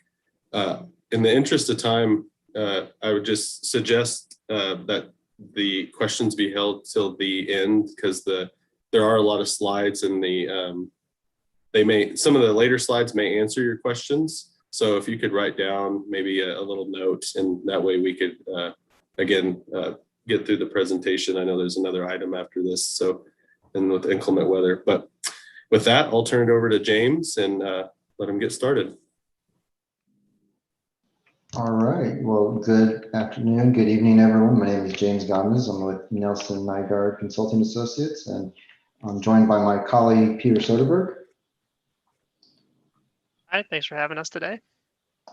So we have a brief presentation, and as Taylor mentioned, at the conclusion, we'll be happy to answer any questions that you might have. See some familiar faces on the screen. So for others who are new, we're going to first provide an overview of the study, and then we'll also walk through some of the feedback that we received from the community, as well as the recommendations. All right, so beginning with an overview of the study, we kicked off the effort back in July of 2020, and the first phase of the study was focused on obtaining a complete understanding of existing conditions within Norman. We looked at things such as how the existing bus routes are designed and how they work together. We also examined very closely each individual route in terms of its design, its hours of service, and frequency.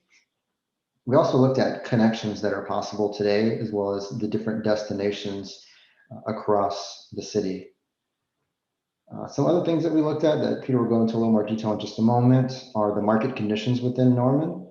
So that includes population, employment, travel patterns. Another primary point of the study was hearing from the community, and we obtained feedback through multiple different ways. We had a couple of rounds of outreach back in November of last year, as well as February of this year, in which we had both virtual meetings as well as some in-person meeting options. But the bulk of the feedback that we received from the community was through an online survey. We had an online survey in November that reached over 600 different community members, and then another online survey in February that also reached well over 350 different residents. In addition to hearing from community members, we also talked to bus drivers as well as mechanics. And then we also held a couple of stakeholder discussions And that was really important because we heard from representatives throughout the community that tell us some of the things that they're hearing from some of their clients and constituents. The first community outreach period back in November was focused on obtaining feedback, and the second outreach effort in February of this year was more so focused on introducing the service recommendations and obtaining feedback. Based on the feedback that we received from the community, we have developed a strategic plan to both optimize as well as expand service in Norman.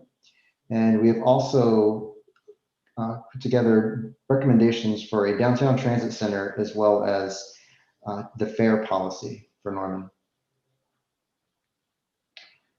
So this slide just shows the 3 different primary phases of the study as well as the different outreach points. We also have an upcoming outreach, a day of outreach scheduled for June 9th, which we'll talk about later. Now I want to pass it over to Peter to talk about some of the key findings from the existing conditions analysis.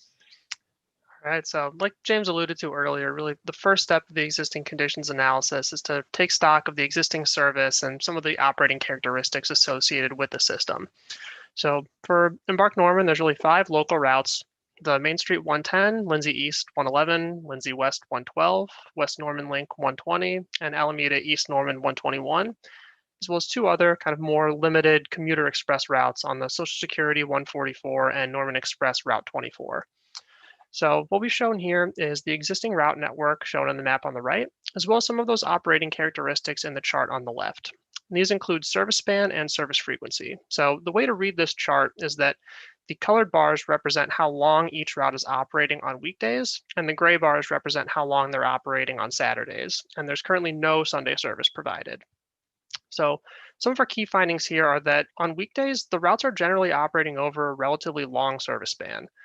Just to add a little bit of context here, in Embark, Oklahoma City, most of their routes stop operating around 7:30 p.m., except for a handful of late night services. So this is actually a very late night, relatively late night service provided by a system of this size. On the other hand, weekend service has a much more limited service span between 10 a.m. and 7 p.m. So if you rely on transit to access employment opportunities, it may not be a dependable service for early morning or later evening shifts on weekends. The last component of this chart is frequency, and that's denoted by those white tick marks along the lines. So the way to read this is that Main Street 110 and Alameda East Norman operate every hour, and those tick marks are just a little bit further spaced apart, whereas the other routes are operating every 30 minutes. And one opportunity we identified here is that these frequencies aren't necessarily aligned with demand for transit, or at least how people are currently using the system. So we'll look at that a little bit later in one of the other charts. So the next step is really identifying the market for transit. Who's likely to ride the system? And we start by identifying a few different population groups or demographic characteristics that may make people more likely to ride transit than others. So we looked at things like families or employees without access to a vehicle, seniors who don't drive anymore or aren't able to drive, students, as well as commuters to and from Oklahoma City as some of the kind of core market for transit. So this map here shows the density of households with only 1 vehicle or 0 vehicles. This is a strong correlating factor with transit ridership. And what we see from this map is that the highest concentration of these limited vehicle access households are located in East Norman neighborhoods along the Lindsay East route, as well as off of Main Street and 36th Ave, where there's some larger multifamily housing developments. We also look at population density of older adults. These are kind of more spread throughout the area, particularly kind of along that West Norman area west of 36th Ave Northeast, as well as a few other sporadic areas throughout the city. So while those last 2 maps represent where trips are likely to start, this map shows where those destinations for the trips are likely to go. So this shows the density of low-wage employment, which are jobs that pay $1,250 a month or less. And what we see is that they're most highly concentrated around downtown Norman and kind of the retail development along the I-35 corridor. So places like Sooner Mall, Robinson Crossing, and University Town Center. It's important to note that the University of Oklahoma may not emerge as a large employment hub on this map, and that's generally due to how the Census Bureau processes this data, but we do account for OU as a large employment hub as a part of this analysis. And finally, the last step of this process is really looking at how people are currently using the system. So this map shows ridership at a stop level throughout the system, with each of these dots corresponding to a unique bus stop, and the size of that red circle is directly proportional to the average daily ridership at that bus stop. So the larger the circle, the higher the ridership. And what immediately stands out is the Brook Street transfer station has by far the highest ridership in the system. A lot of that is transfer activity between the routes, as 4 of those 5 routes all converge downtown. We also see there's relatively high ridership along that Lindsay East route, where we saw the really high concentration of limited access to vehicle households, as well as some of those major retail destinations like Sooner Mall, University Town Center, Robinson Crossing, and some of the Walmart Supercenter stores throughout the city, as well as the community services building to a limited extent as well. Okay, so earlier in the presentation, I mentioned that we received community feedback through multiple channels, and the online surveys were very useful in hearing some specific comments from both transit riders as well as just general community members about some of the things that they would like to see improved regarding bus service, also just their regular trip characteristics. But we also looked at data that was conducted as part of the Embark onboard survey. And this particular chart shows some of the preferred service improvements that were selected by existing riders. Riders were allowed to select more than one, but as you can see, some of the greatest needs focus on later service, earlier service, routes to more places, which is going to require additional vehicles down the road, as well as more weekend service. As part of the online survey, one thing that we're able to do that goes beyond the onboard surveys is just ask people for general open-ended feedback. And we received well over 1,000 different comments from folks through the 2 different surveys. And while this slide is only meant to just summarize just a few of the key comments that we heard, some of the things that really stood out to us is that people would like to see 7-day-a-week service. They want to have more direct options to get to places where they need to go, such as grocery stores, such as where they currently work at. And that was something that we identified very early on, that some of the routes are not as direct as they could potentially be, meaning that people have to travel a longer period of time to get to their ultimate destination. Also, the 30-minute service is something that many people commented on and would like to see it improve. The routes that currently operate only hourly to get those either back to 30 minutes if they used to run that frequent in the past, or just try to upgrade the frequencies in the future. As part of this existing conditions report, you can view all of the comments that have been received from the community as well. So next, I just want to highlight some of the key strengths and opportunities that came out of the existing conditions analysis. And one of those that Peter mentioned earlier was that currently the system covers a good portion of the developed areas of the city. So there's contiguous service throughout much parts of the city. Also, the late night service operating until 10 p.m. on weeknights is very positive and works for many of your second shift employees. Also, there's a strong base of ridership in East Norman, and that matches up with the land use that you see there with many apartment communities and higher density housing.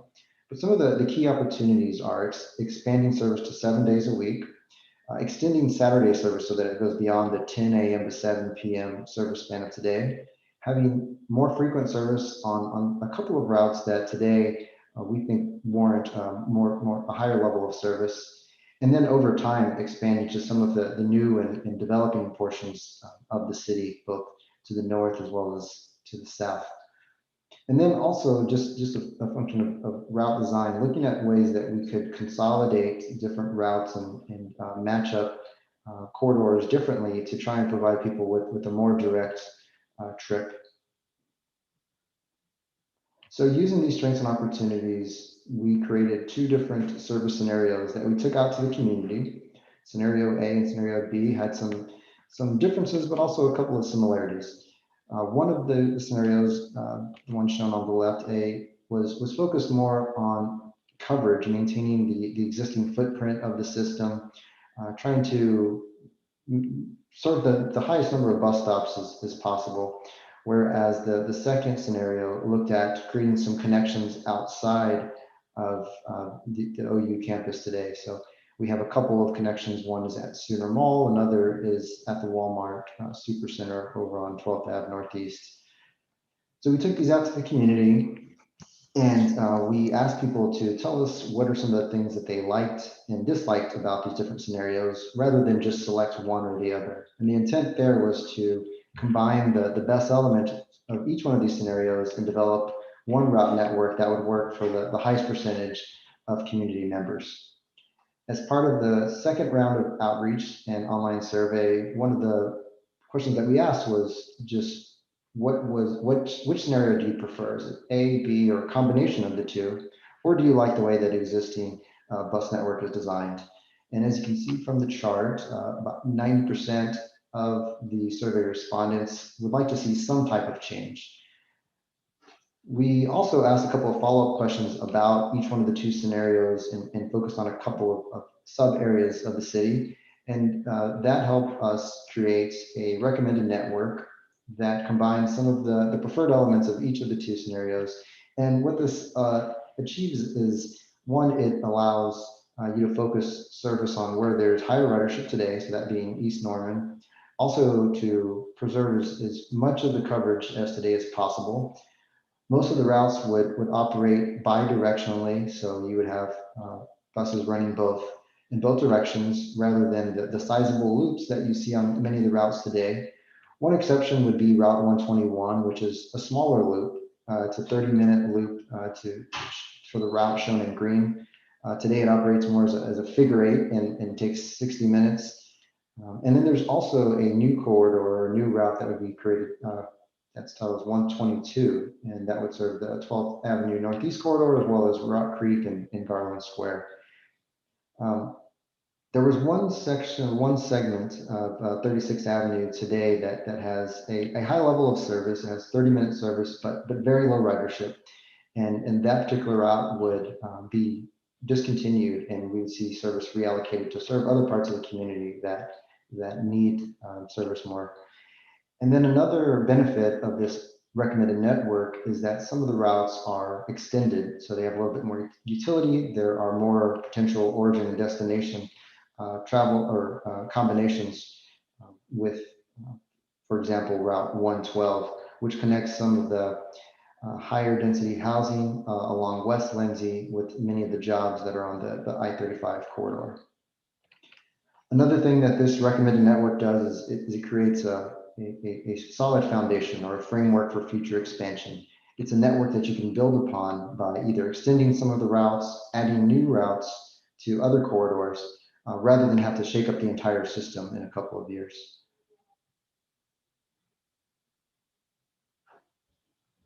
The next slide shows a couple of examples on how the system could grow in the future. This includes an extension of Route 121 to the north to serve more Norman Technology Center. It also includes a new route down south along Classen Boulevard, shown as Route 113, and then also an East Alameda Route 114 that would extend to the East Norman Library. So these wouldn't necessarily all have to come at the same time. They could be implemented incrementally and as a result of what the demand is at the time. But this is essentially a longer term vision of how the system could be expanded to meet the growing needs of the community. Before we move on to talk about Downtown Transit Center and also fare recommendations, I want to just pause and see if there are any questions, because these are three kind of distinct topics. I can't see everybody with the screen sharing, unfortunately. Councilmember Peacock has his hand up. Councilmember Holman. Okay, Councilmember Peacock. Thank you. When looking at these routes, was there any consideration given to a potential, future streetcar or light rail that ran east and west and maybe linked up with our future north-south RTA? Streetcar was not something that we explored. Our planning horizon was 20 years, but for the service restructure, we were looking at more of a shorter term time frame.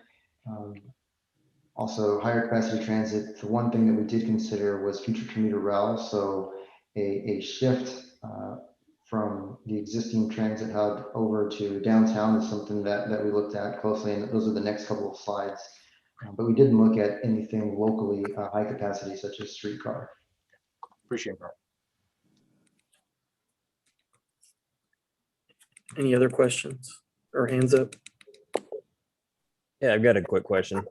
Yeah, Councilmember Nash. Have you been considering the freestanding emergency department that's about to break ground next month? Is that, I would think that there would need to be a route that goes by that that freestanding emergency department. So I think they're going to be providing more services than just an emergency room.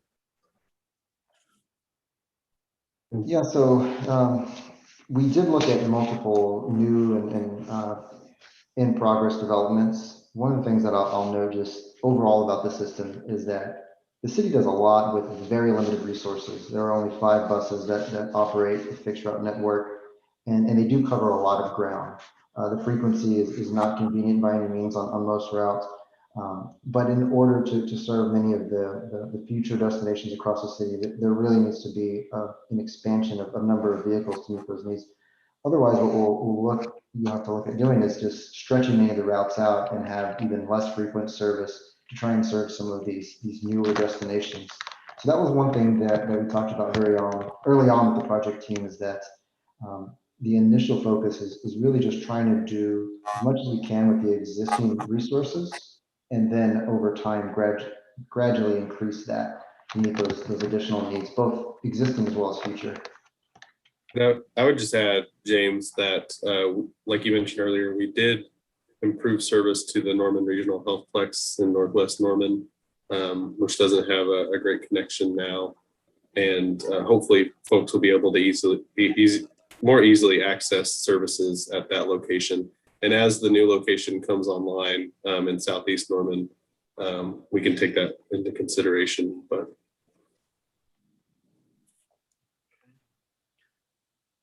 Okay, so my thoughts is I was definitely hoping to see more of a grid pattern, because I see large gaps. Like there's a lot of people that live around Boyd and Berry, and if you lived in that around the intersection, you've got to walk a half a mile in any direction to get to the nearest bus stop. There's still not anything that goes to 24th Avenue. That's been a long time demand that I've heard. 24th Avenue East, lots of apartments, a lot of new houses, and you have to walk pretty far to get to what is currently the nearest, and what I see identified on here would be the nearest bus stop. Southeast Norman is probably the fastest growing part of the city as far as number of homes going up right now, and apartments that currently exist, and then the new emergency center. So I have definite concern about that being considered a future option, because I think it's a absolute immediate need, based on my observation. I also have concern about the fact that OU does not run their system when school's out. And so almost all of Ward 7 doesn't have any bus service at all when school's out as it stands. And I have low income residents that live on Constitution at Emerald Greens, and students that live up and down Oak Tree Avenue that really need bus service, and they don't have it ever since we changed over systems, because OU isn't running it when school's out. And so those are a couple of my thoughts. Also, the county jail has been a big one that I've heard many comments about, is that there needed to be some sort of transit to and from the county jail, because it is in the middle of nowhere. I mean, it's next to the interstate, and it's in between Norman and Moore, in the sense that it's not in the middle of nowhere, but it is really, if you're on foot, it is in the middle of nowhere. There's nothing, no gas station, no services that are within a mile of you. So that's another route that I strongly see needing to be on here. And I guess one of my concerns about the 36th Avenue piece that would be eliminated is that at Rock Creek and 36th is the only grocery store that's on that side of the city, on the northwest side, on the west side of I-35. And so we'd be eliminating a stop that currently goes there. There's also Section 8 housing. I think it may not be technically Section 8, but there is some duplexes north of that Walmart that house low-income residents that I know may not be a lot of them, but they would have to walk almost a mile to get to this rerouted 110. So I do have some concerns seeing this proposed route system based on those factors as it stands. And if I may, council member, I think James put it well a while ago. We are trying to rebuild a system with the current resources that we have. Like you said, the 5 buses that we're operating today. If we had limited resources and then unlimited buses, we could definitely accommodate almost all the needs that we have. But in reality, we'll have to work up to that point. I'll try to answer some of your questions, just remembering off the top of my head a few of them. In reference to the grid system, and James, you can pitch in whenever you feel like you need to, but in my understanding of a grid system, you need a lot of buses to make it work due to the frequencies to make the connections work, because you're not asking people to transfer at a single point like this proposal or like we have now. You're asking them to transfer at various points throughout the city, because the routes, like you're saying, operate east-west on a corridor, north-south on a corridor. So you need a lot of vehicles to really make that work. And then again, for the jail question, we did get some feedback about providing service up north to the jail and more Norman Tech. But again, thinking about where service currently is and trying to make that service better now with the resources we have, we did notice there's a lot of greenfield in between, say, Rock Creek and Franklin Road. So we'd have to commit quite a bit of resources to go up north to potentially pick those folks up. Sorry if I'm not answering.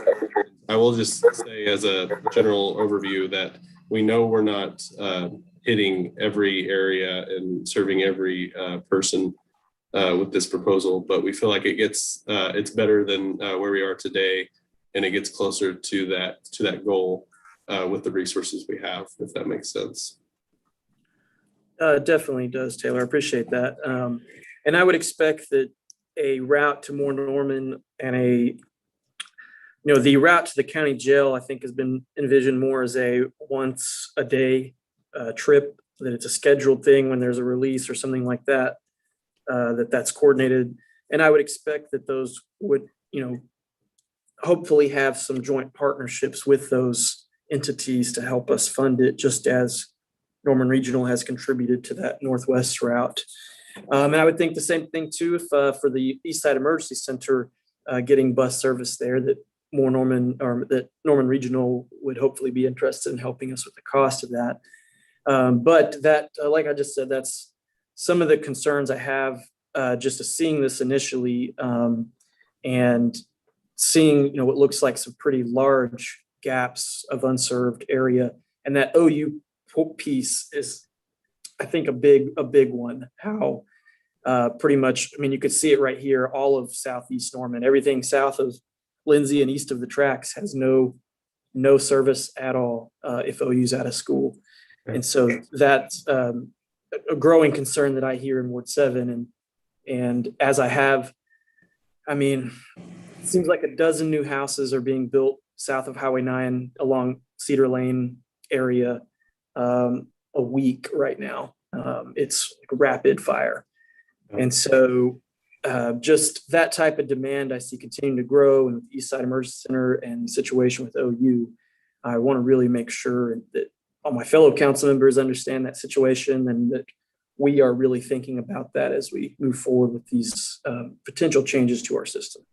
Yeah, and I appreciate the reminder about your question on the problem with the OU routes. I did confirm after our last CP&T meeting, whenever you brought that up, that OU will operate their routes when school is not in session, so during the summer. It's truly when school shuts down, say for the week or week and a half for winter break, and very limited times throughout the year that they will see no service.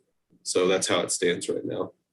Okay, I appreciate that clarification. And maybe that might make it a little bit easier to address. Perhaps we could work out something to address those gaps. Because I know, especially like Emerald Greens, there's the people that live there, I would say none of them are students probably.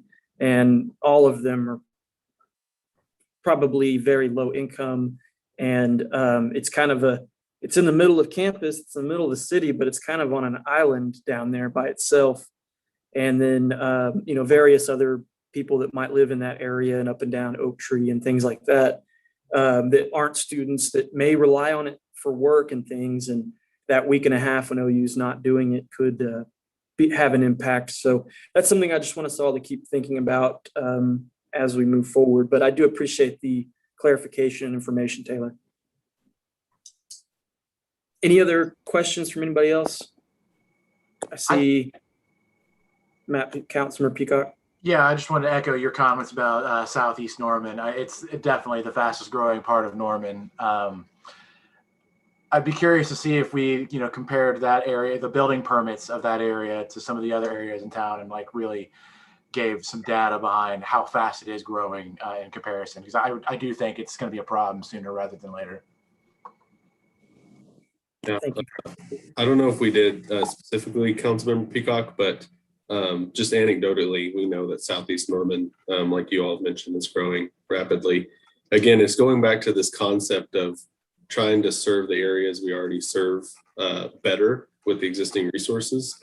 And hopefully when new resources come available, we'll be able to add, say, a Route 113 or a route out north. It's just really laying the foundation, as James said, of a network that works better than the one we have today. And hopefully as more resources are realized, we can expand the system. Yeah, I can appreciate that. I know you guys are working with what you got. So no, I definitely appreciate you getting creative. And I don't know if this is possible, if it makes the system completely inefficient, but what if you were to take maybe one of those stops or two of those stops out of another route to do kind of what Councilmember Holman was alluding to, provide a once a day detour, maybe to the jail or to Ward 7 areas or some of these other less served locations. Yeah, we have brainstormed how to serve the jail infrequently, if you will. We do have a route that goes to the more Social Security office twice a week. We stopped running it about a year ago because of the pandemic and they shut down, and they're still not taking walk-ins, they're only taking appointments. But we have talked about maybe that route could stop by on its way out on Flood at the jail or on the way back. So we are contemplating trying to get creative with the existing resources, again, of how to serve more areas. Great, I really appreciate you saying that. And I understand you have to go, Councilmember Peacock. If you have time to look over the rest of the presentation after the meeting and send us any other thoughts, we greatly appreciate it. I will do that. Thank you guys for your time and all of the presentation. Okay, I don't see any other hands up currently. So we can, yes, proceed. All right, so we'll proceed with the presentation. And next we'll talk about the Downtown Transit Center. So first, we'll discuss the screening process. The things that we looked at initially were city-owned parcels. So that will help speed up the process using city-owned land. At first, we did not rule out any parcels, whether they were undeveloped or developed, but we tried to narrow that down to parcels that were close to existing Norman stations. This is the Amtrak location. And then we also looked a little more closely if those properties are either vacant or if they have existing buildings, could they be used for a different purpose. The evaluation criteria that we developed before we even identified those different tracks included the proximity to the Amtrak station, pedestrian access in all different directions. What are some of the neighboring land uses, and would this be a good neighbor to some of the existing development? And then also just the operational efficiency. Many of the streets downtown are either one way or they're fairly narrow, so they're not ideal for a larger transit bus. So trying to figure out how we could go from arterial streets that feed into downtown and then be able to maneuver vehicles in and out of a transit center. All that was really important in scoring the different options. So the first option that we want to share is looking at the Gray Street parking lot. So this is just half a block to the northwest of the main Street block downtown. It's very well utilized during certain times of the year, other times not as much, but it's a fairly large tract, and there's a lot of different options. You could have an island-based bus facility that also could include a park space. There could be indoor waiting area as well. It could also function as a public meeting space for the community. So there's a lot of flexibility in both the size and just the overall shape of this particular parcel downtown. Great proximity to downtown destinations. However, we also realize that this is really important to a lot of the downtown businesses. There'd be a ton of pushback if this was proposed.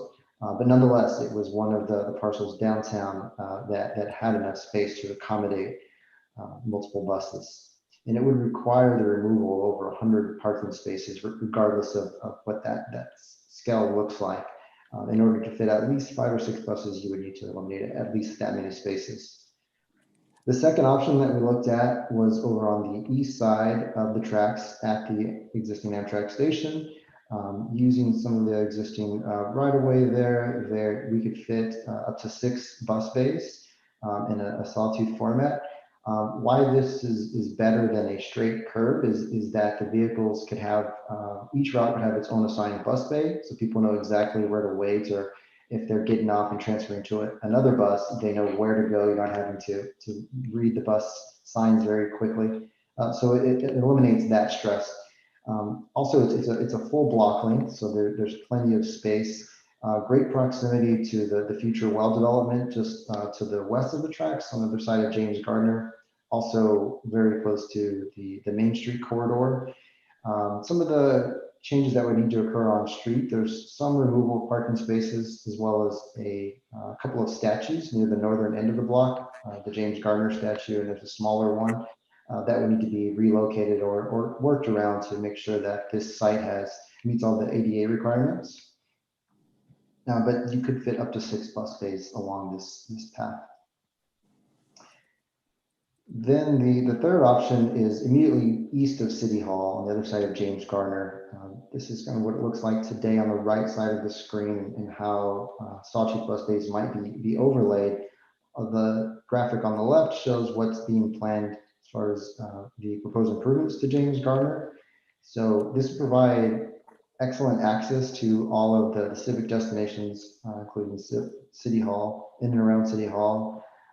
However, operationally, it would not be as easy to serve as the previous 2 options that we shared, just due to the lack of wide streets in this area north of Gray Street. And this is even assuming that Gray Street goes to 2-way in the future.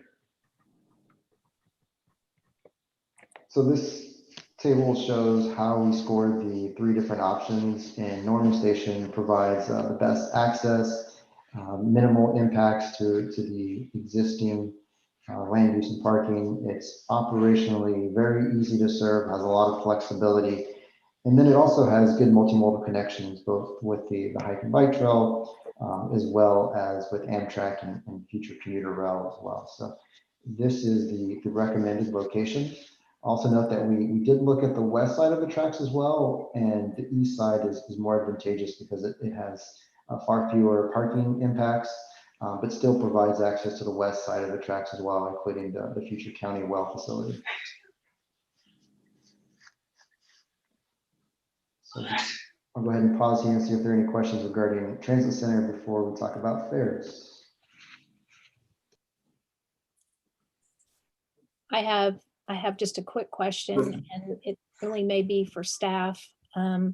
I appreciate the creativity of these 3 options, but as far as I know, we still have a 4th option that may be available to us. Is that correct? Are you talking about the Chase Bank location, Councilmember Hall. A few months ago, and maybe Sean, you could probably summarize it better. Sorry, I got a tickle in my throat. You bet. Let me take a run at that, Councilor Roll. Again, you're aware of the concerns with the environmental evaluation that we did as part of the acquisition process, and our legal staff is still working through that, just as council requested. Not going very well, frankly. Not finding a path to addressing that to the extent that it isn't a significant risk and liability for the city. So I've not given up on that. We've not given up on that option. We still like it a lot for many reasons, but I think the acquisition of that parcel and the associated risk to the city may end up yielding that one is not a very good option. And we hope that's coming soon. There's a point where the seller is just going to have to give us some straight answers or not. It's time to go.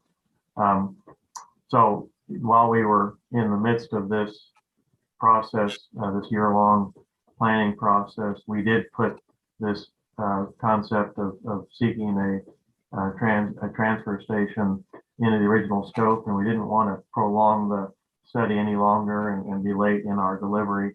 So we asked Nelson Nygaard to go ahead and explore these other sites for your consideration as we wrap up the plan, hoping that ultimately council will want to make a decision of these three or the other or the fourth one, or have us look at other options if none of those are to your liking. Okay. Yeah, we just hadn't had an update, and I know we had some challenges we weren't expecting late in the process. So I'd say it's really good that we went ahead and explored these other options. So I just wanted to know where we stood on the fourth one. Yeah. Councilmember Schuler. Sure. I just had some questions about how this impacts where like the current transfer station on OU's campus and how that impacts like the connectivity between the routes that are serviced from there. Like how will that impact students riding from OU to other parts of towns and the other parts of town and connecting up from campus? So that's a great question. And today all the routes converge along Brook Street on campus. So if you're trying to get to the university, any route except for the northwest route can get you there directly. What we are proposing is that two of the routes would go right by campus, continue one of the routes, the one that's over on the southeast, and I'll go back a couple of slides. Route 111 would in fact still serve the bus stops there at Brook Street, and then 112 would also serve the western edge of campus along Elm Ave. So you would have connectivity from some of the areas that have the highest concentrations of students.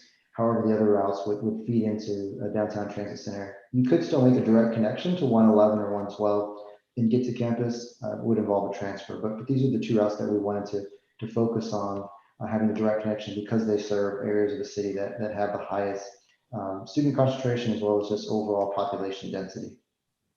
Okay, great. Thanks for that clarification. So they wouldn't have to necessarily go all the way up to a transfer station to connect to anything. They would have other access points. Precisely, yes. Perfect. Thanks. Thank you. Councilmember Holman, if I may, yeah, to tag along with that, I've had some conversations with some OU staff as well that are interested in ensuring that students have access to and from the two services. So we'll do our best to ensure that they're covered. Thank you. I would note after seeing the route map again that one of the busiest routes one of the busiest stops is eliminated, the First East Lindsay route right by Springfield.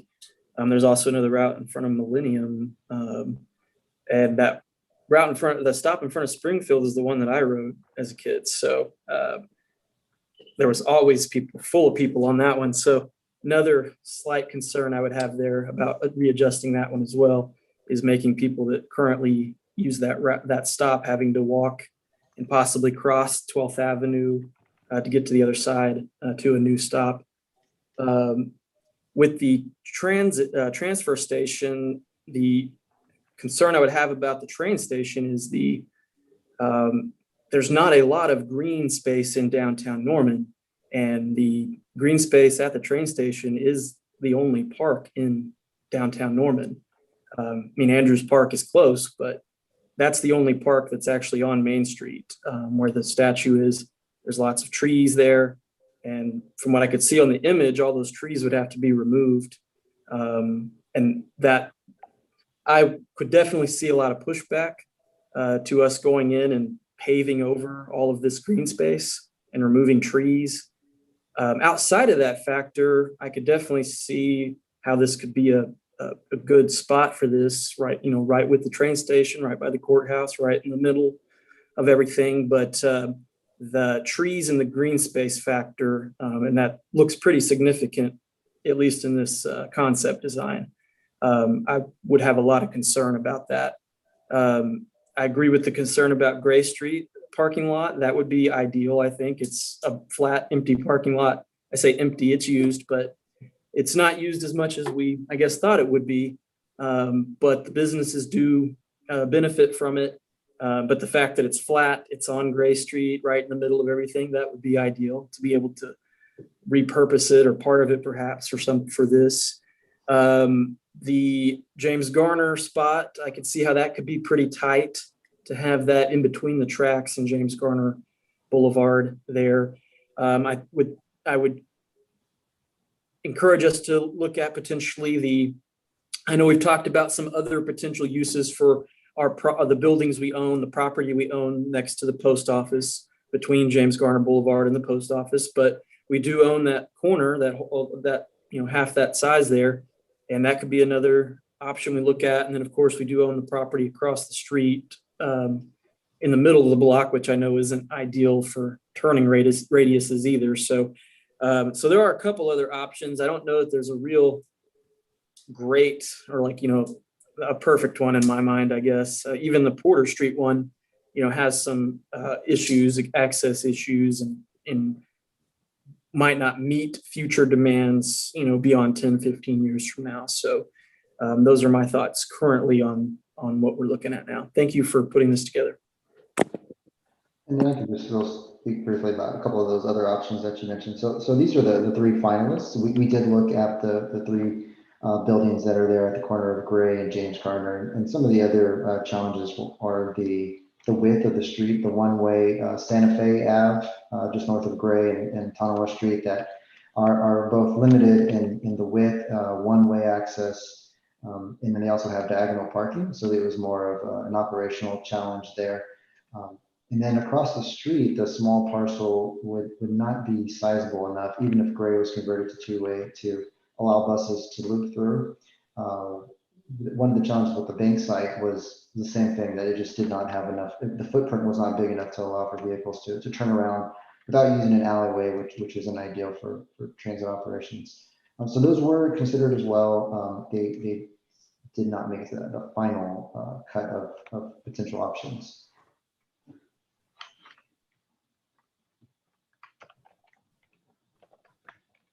All right, so next we'll move on to the fare evaluation, and Peter will lead that discussion. All right, so the kind of last supporting element of our presentation today is looking at our fare analysis, which is really broken down into three key tasks. The first being a peer review of similarly sized agencies to kind of identify some of the best practices in terms of fare structures and fare policies by those agencies. Next, we develop a fare model that uses kind of industry research, best practices, and elasticities to evaluate the potential impacts to ridership, as well as fare box revenue based on implementing some of these potential fare structures. And finally, we look at an overall cost-benefit analysis that accounts for really the startup costs of acquiring fare box technology and fare boxes to install on the buses, as well as the ongoing costs related to maintaining the fare boxes, as well as potential staff time and costs to actually administer the fare. This is still in progress and will be incorporated as a part of the final report. But for now, focusing in on the peer review, we looked at 6 different agencies that are listed here on the right. One thing to note, Oklahoma City is obviously a much larger city and is not necessarily the best peer example as a similarly sized agency. However, given the close proximity and some of the shared operating characteristics, particularly between Embark providing both services as well as the Route 24 operating between both cities, it was important to evaluate for regional coordination and integration in that perspective. The remaining cities, Huntsville, Alabama, Ann Arbor, Michigan, Ames, Iowa, Lawrence, Kansas, and Missoula, Montana, are all similarly sized college towns. One other key difference here to note is that Missoula, Montana is also operating fare free right now. So there are some slightly different best practices to identify from that agency. But really focusing on Huntsville, Ann Arbor, Ames, and Lawrence, we found that they generally have low base fares of around $1. In terms of pass products, they typically offer day passes and monthly passes, which would be recommended here for these best practices. And finally, they also all generally have some kind of agreement with the university in terms of providing some sort of funding as well as some sort of student pass product. So whether they directly collect student fees or provide contract revenue to the agency to operate services through the campus area, or have some other kind of funding partnership in which they're providing some kind of funding to help pay for either a reduced fare rate on a student pass or even a free student pass for students of that local university.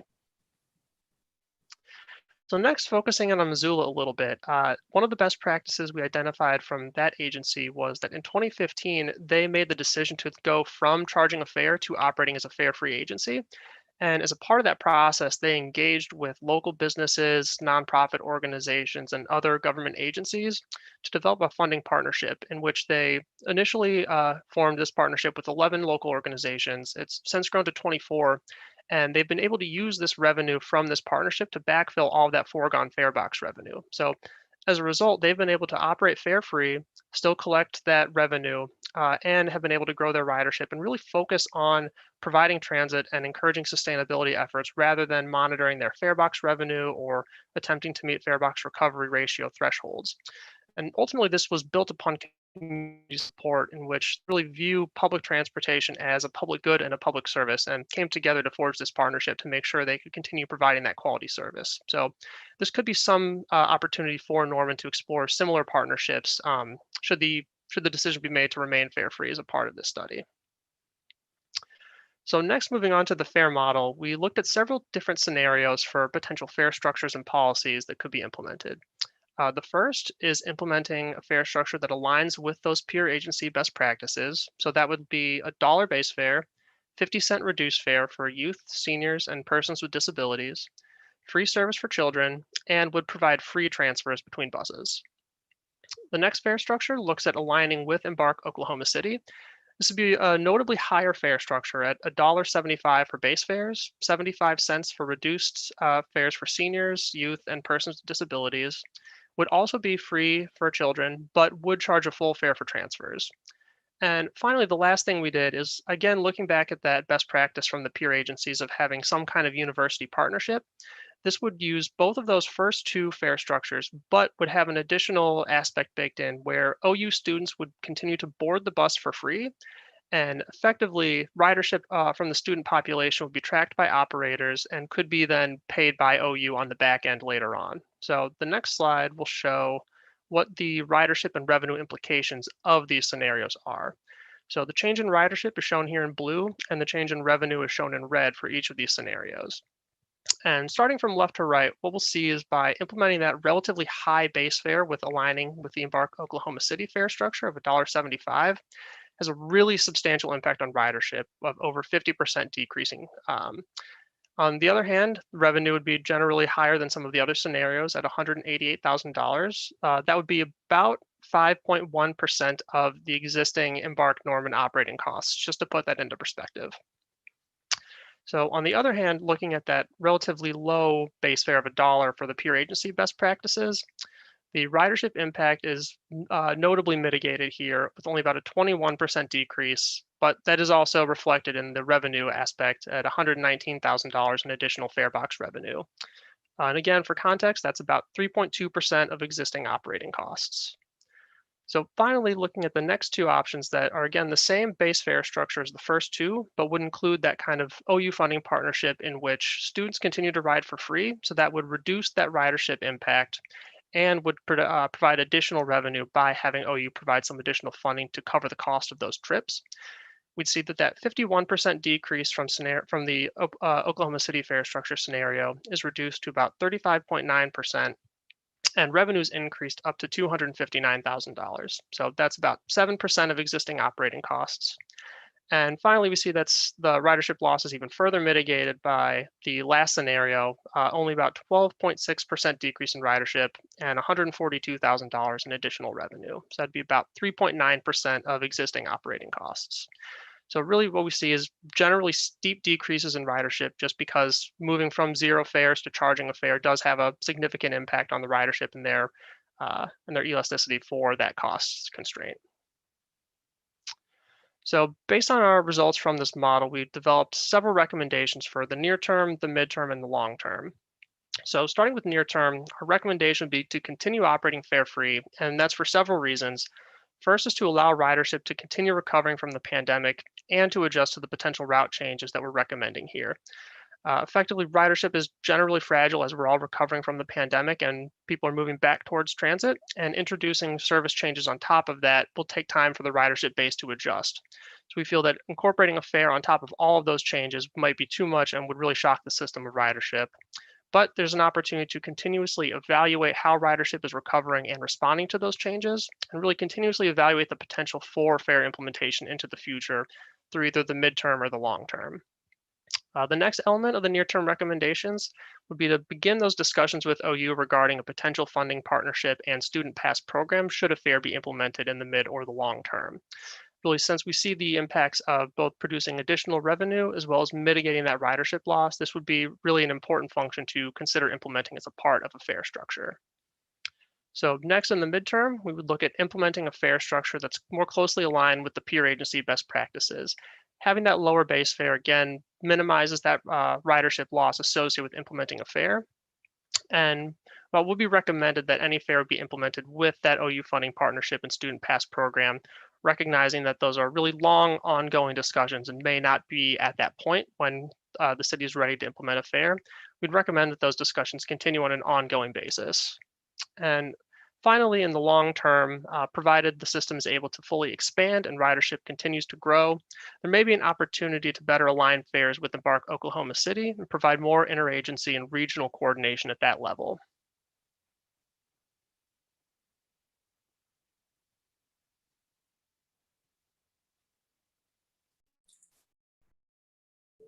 You're muted, James. Are there any questions regarding the fare recommendations?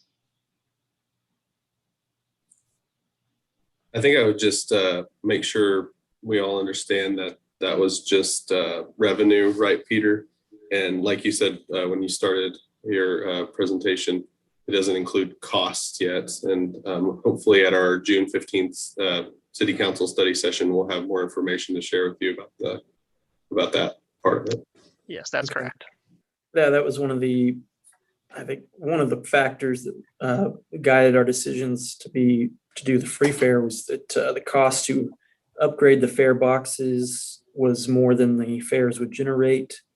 And so it didn't seem like a good investment at the time. What are your thoughts about that? I don't think we quite have the data to discuss that at that level of detail. We'd have to put our final touches on the kind of analysis and identify what those costs would actually be before we can make a decision there. Okay. Yeah, I think if I recall something about the same fare boxes that Embark OKC is using, I think to get those on ours was going to cost more than the fares generated in like 6 years or something. So. Yeah, and Councilmember Holman, it's also the cost to collect and to maintain those fare boxes. We would either have to sub out that because they are electronic, or hire somebody that is expertise in that. And there's some operational challenges as well when you collect a fare. Just slows down the routes a little bit. People are getting on, fumbling for their pass or their change, or they don't have the pass or the money, and then the driver has to make a decision, right, on how to handle that situation. Anyways, there's tons of factors to consider, and hopefully we'll have some more of those for you next go around.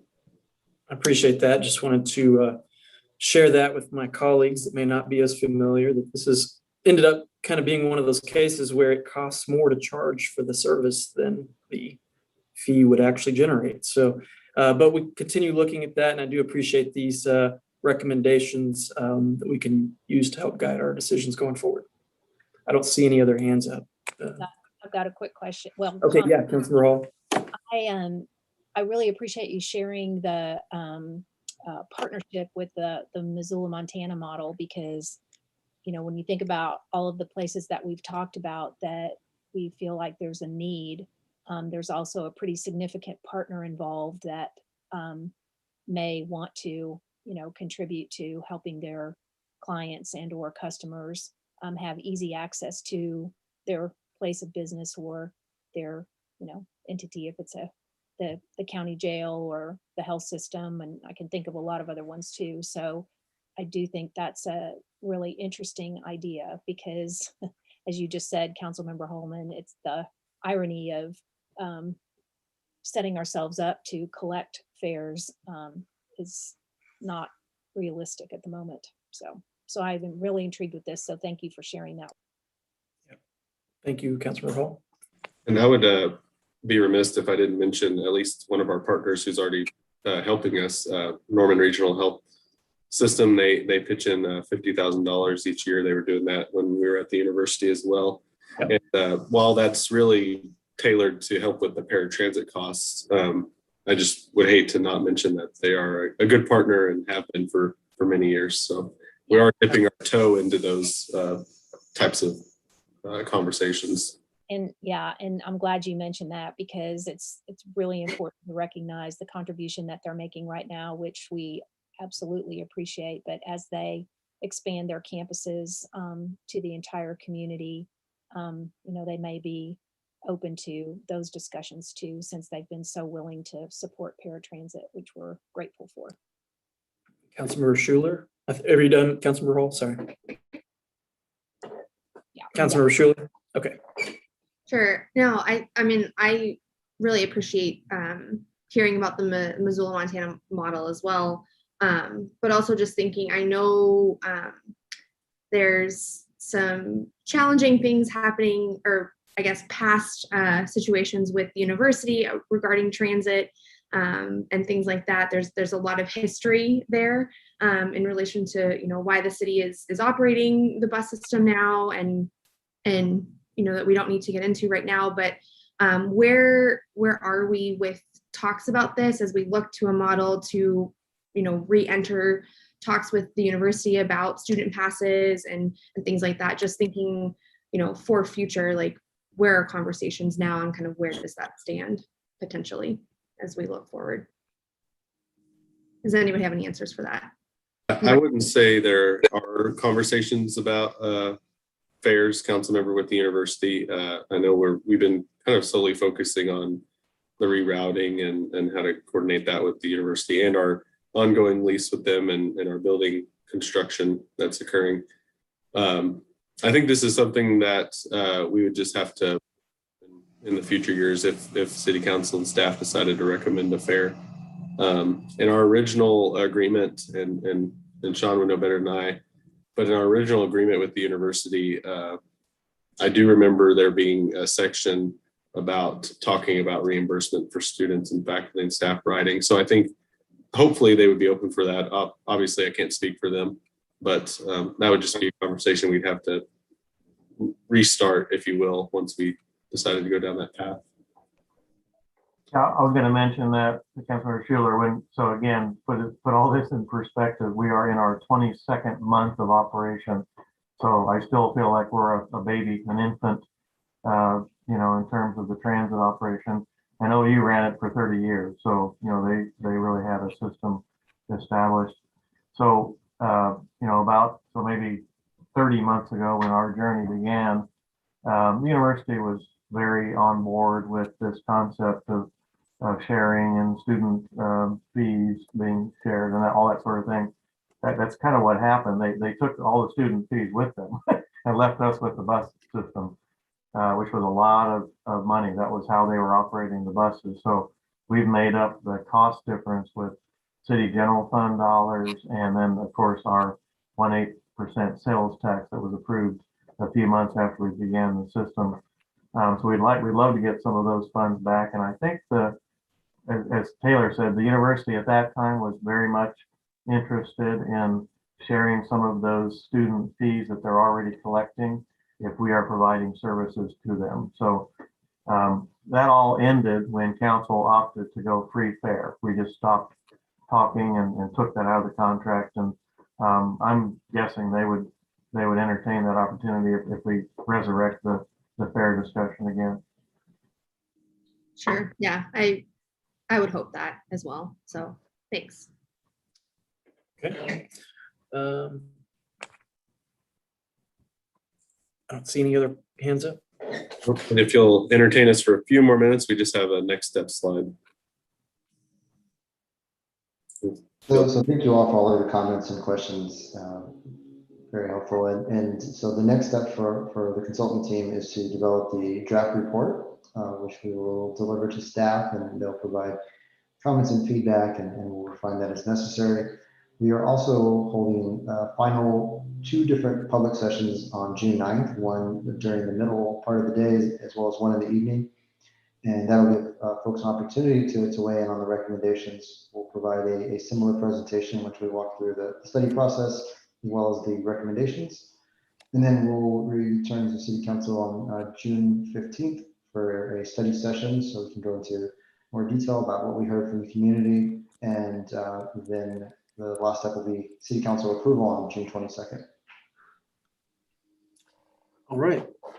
Okay, well, thank you very much for your presentation and all your work on this. There's definitely a lot that goes into operating a public transit system and trying to improve and expand it to serve our growing city. So any final comments or questions from committee members? Can't see everybody, but okay.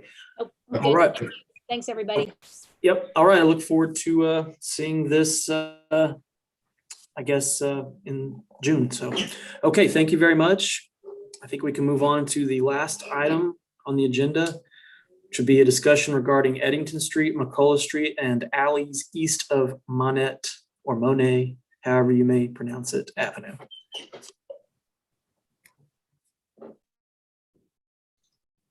All right. Thank you, Councilmember Holman. I'm going to share my screen here.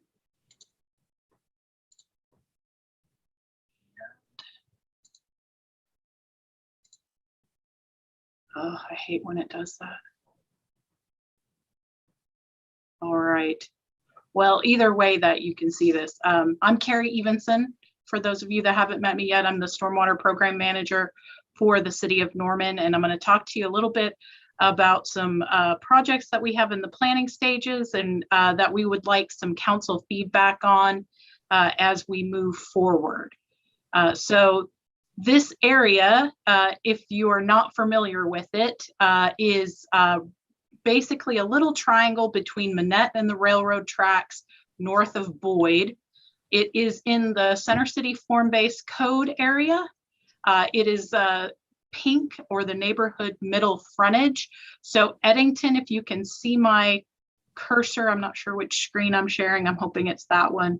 That's Eddington Street, and then McCullough is the street to the south. Eddington Street, the reason that's come up on my radar is that over the past couple of years, we've gotten quite a few complaints on inadequate drainage.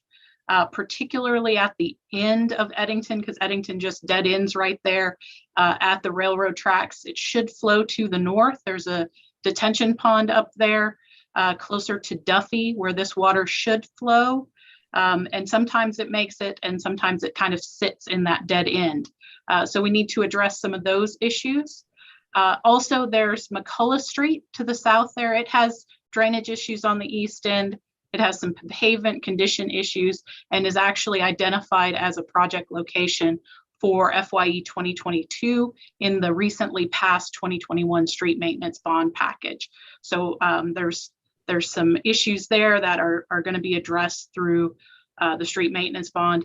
And then The alleys with the redevelopment that's going on, that's meeting Center City, where access is and parking is to the back.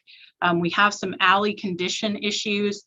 There's drainage issues as well, and we get complaints on those frequently as well. So with that, part of our consideration in this project is that these are streets and alleys that are within Center City form-based code. The code provides a guidance and regulations for future development and redevelopment in this area, and that includes public infrastructure improvements.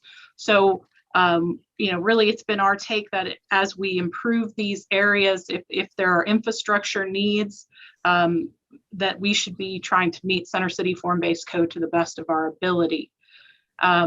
So with Center City, it recommends specific street configurations, and they're called out in Part 5 of the urban space standards. Just to kind of give you an idea of what that neighborhood middle frontage looks like as it's redeveloped. This is directly out of Center City form-based code. It's 1, 2, or 3 dwelling unit structures, small front, side, and rear yards, and tree-lined streets. So tree-lined streets is the key right there that we need to take into consideration as we are repairing and reconstructing these areas. So to give you an idea of what Center City calls out for configuration of the neighborhood streets and the alleys, these are the street configurations that are specifically spelled out in Center City form-based code. So you'll notice that there is the on-street parking or off-street parking, parallel parking. There's trees specifications called out with sidewalk connections. And then with the alleyways, there's the green space connection there as well. So the reason we're bringing this to you is we're in the middle of our project design for both Eddington and McCullough.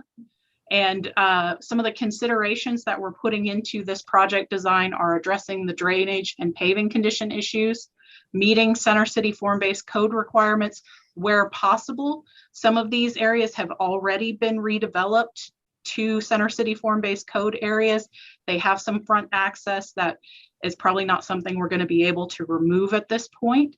So we are taking that into consideration in our design. And then we also have to look at available funding. So some of the sources that are available for these projects are the Stormwater Capital Improvement Project, the FYE 2021 Street Maintenance Bond, potentially the TIF funds for Center City, and some other sources that are out there. So to give you an idea of what we're looking at as far as potentials for those, and I know it's a little bit small, but this is Eddington right here, with options for either a hammerhead at the end to allow for turnaround for sanitation vehicles, or an extension of the alley with rear parking access. That would give us the ability to eliminate the front street access on 2 properties and allow them to enter and access from the back as required with Center City. There's a potential to do a connection then down to the alley to the south and reconnect and reconstruct that alley to give better access, make it a little bit more maintainable. I often get a lot of complaints about the gravel, which is really just the beaten up pavement and things like that. Can't really sweep it because it doesn't have a curb.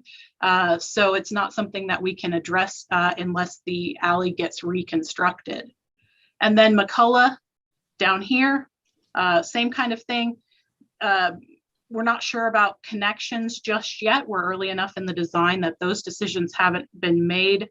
And then the alley to the south, and I'll show you some photos of what those conditions look like as well. So to just talk to you a little bit about Eddington and where we're at. Eddington's the short section, and it is probably the farthest along in design to try to meet Center City.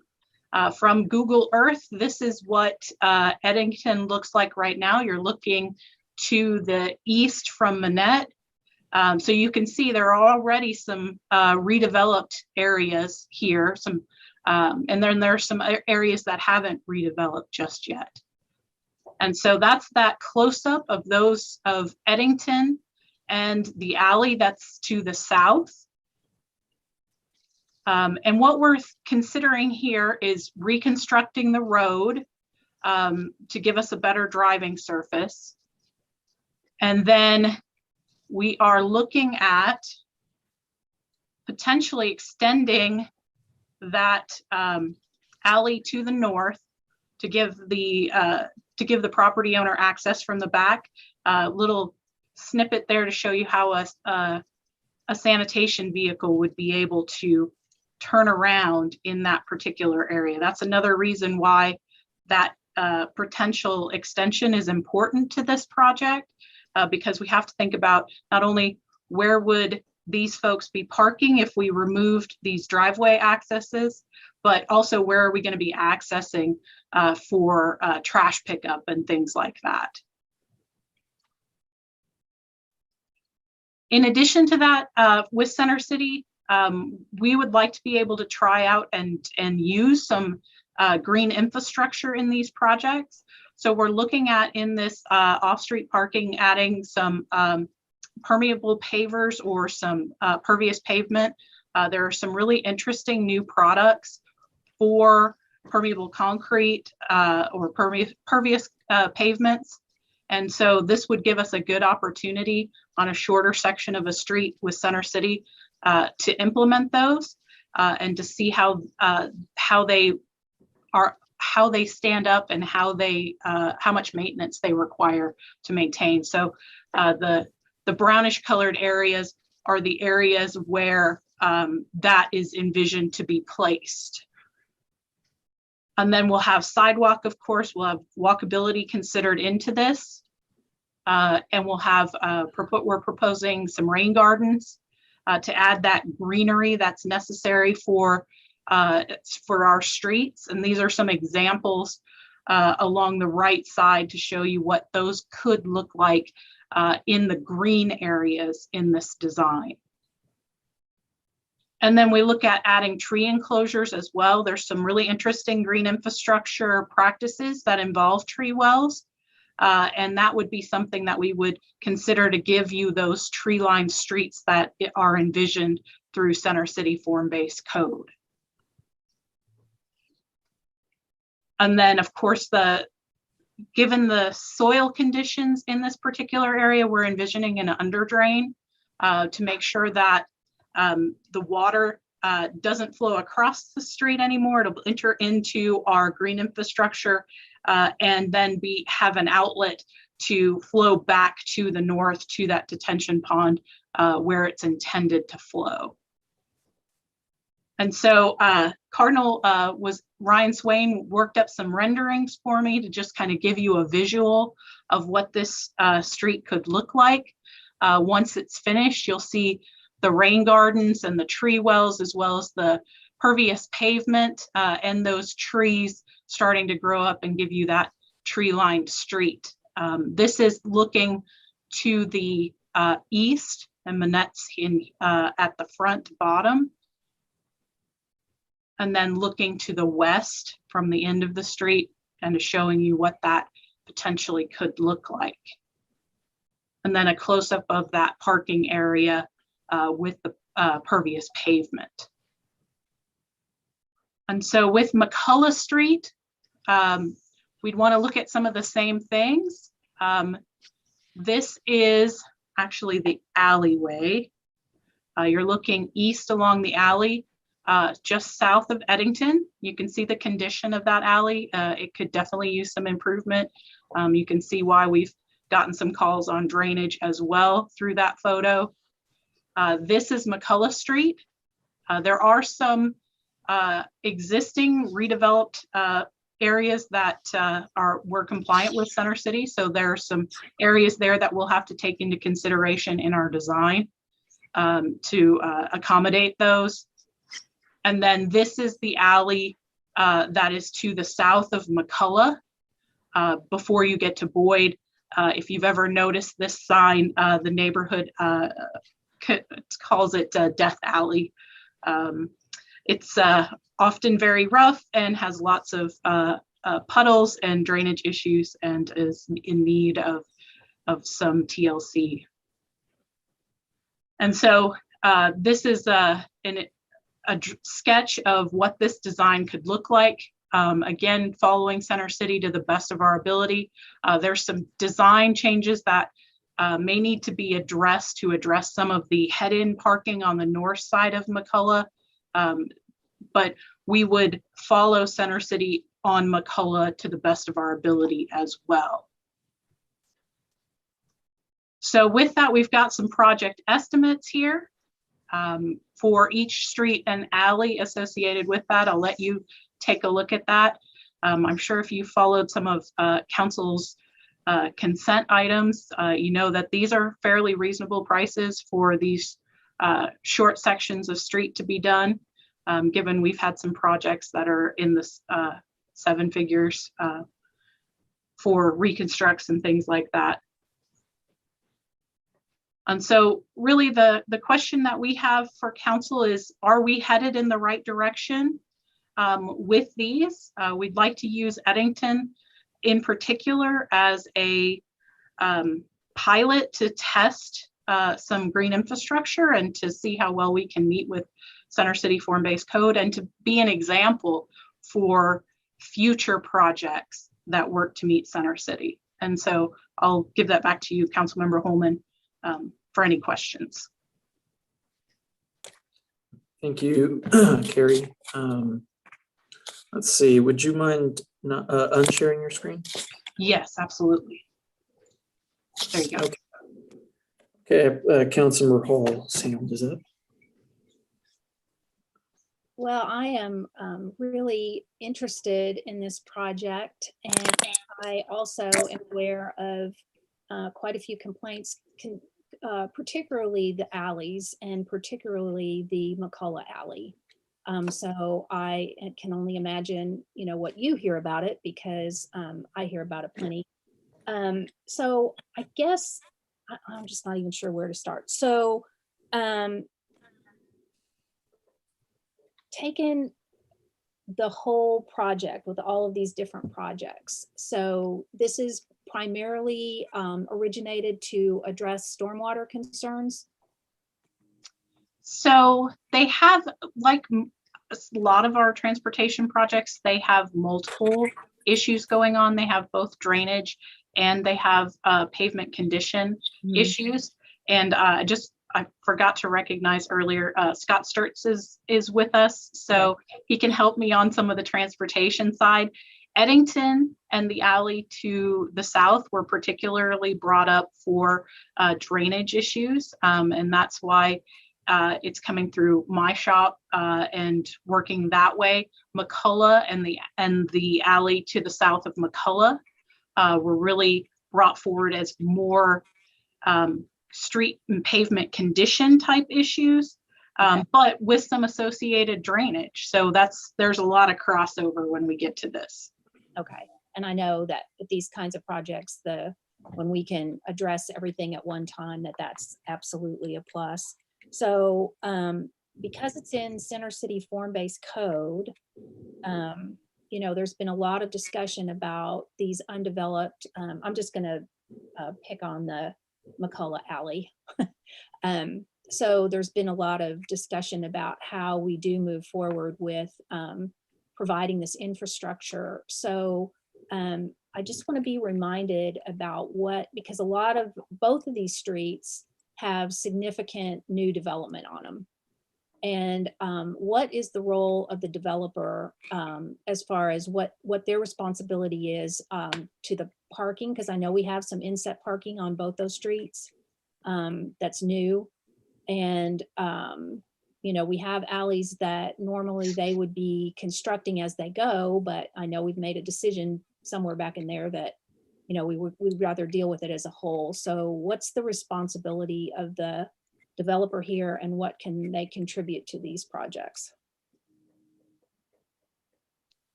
wish we had Jane Hudson with us. She'd be a better source than us, Catherine.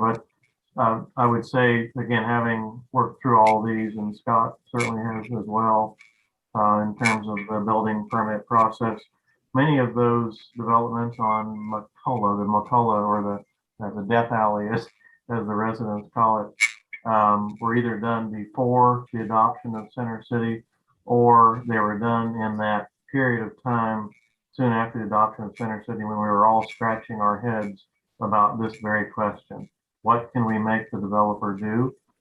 I can tell you that Public Works has really never changed our opinion. We think they should rebuild it all and pay for it all. That wasn't very well received by the developers, as you can imagine. And so in the early times, frankly, none of it was done. In a year or two later, we began to start to get some participation and cooperation from some of the developers. And I think we've had sort of a blend of things where they are now, some have chosen to pave the entire alley and so on.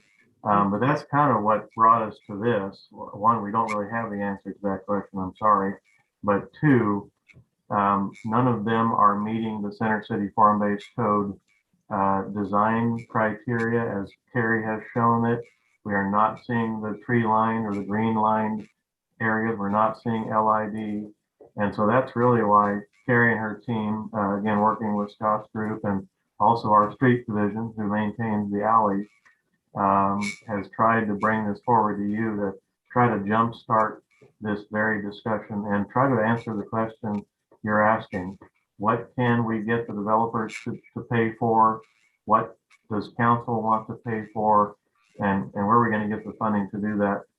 I'll finish by reminding maybe Councilmember Schuler and a few others who weren't here in the early days of this, that the Center City Form-Based Code, the zoning code, was adopted as a companion, or vice versa. The companion to that was the Center City Tax Increment Finance District.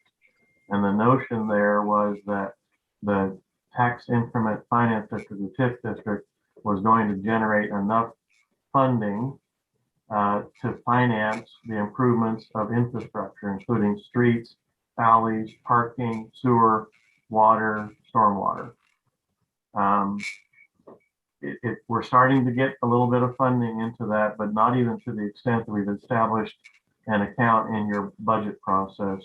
We were actually hoping in 2022 that we would actually have a Center City TIF program, a budget program account, kind of like you have for University North Park, or that you have for Campus Corner TIF. At some point, there was enough money generated that we could actually put that in the budget, and council could direct staff, and for staff working with council, to start to knock out some of these infrastructure projects where they are most needed.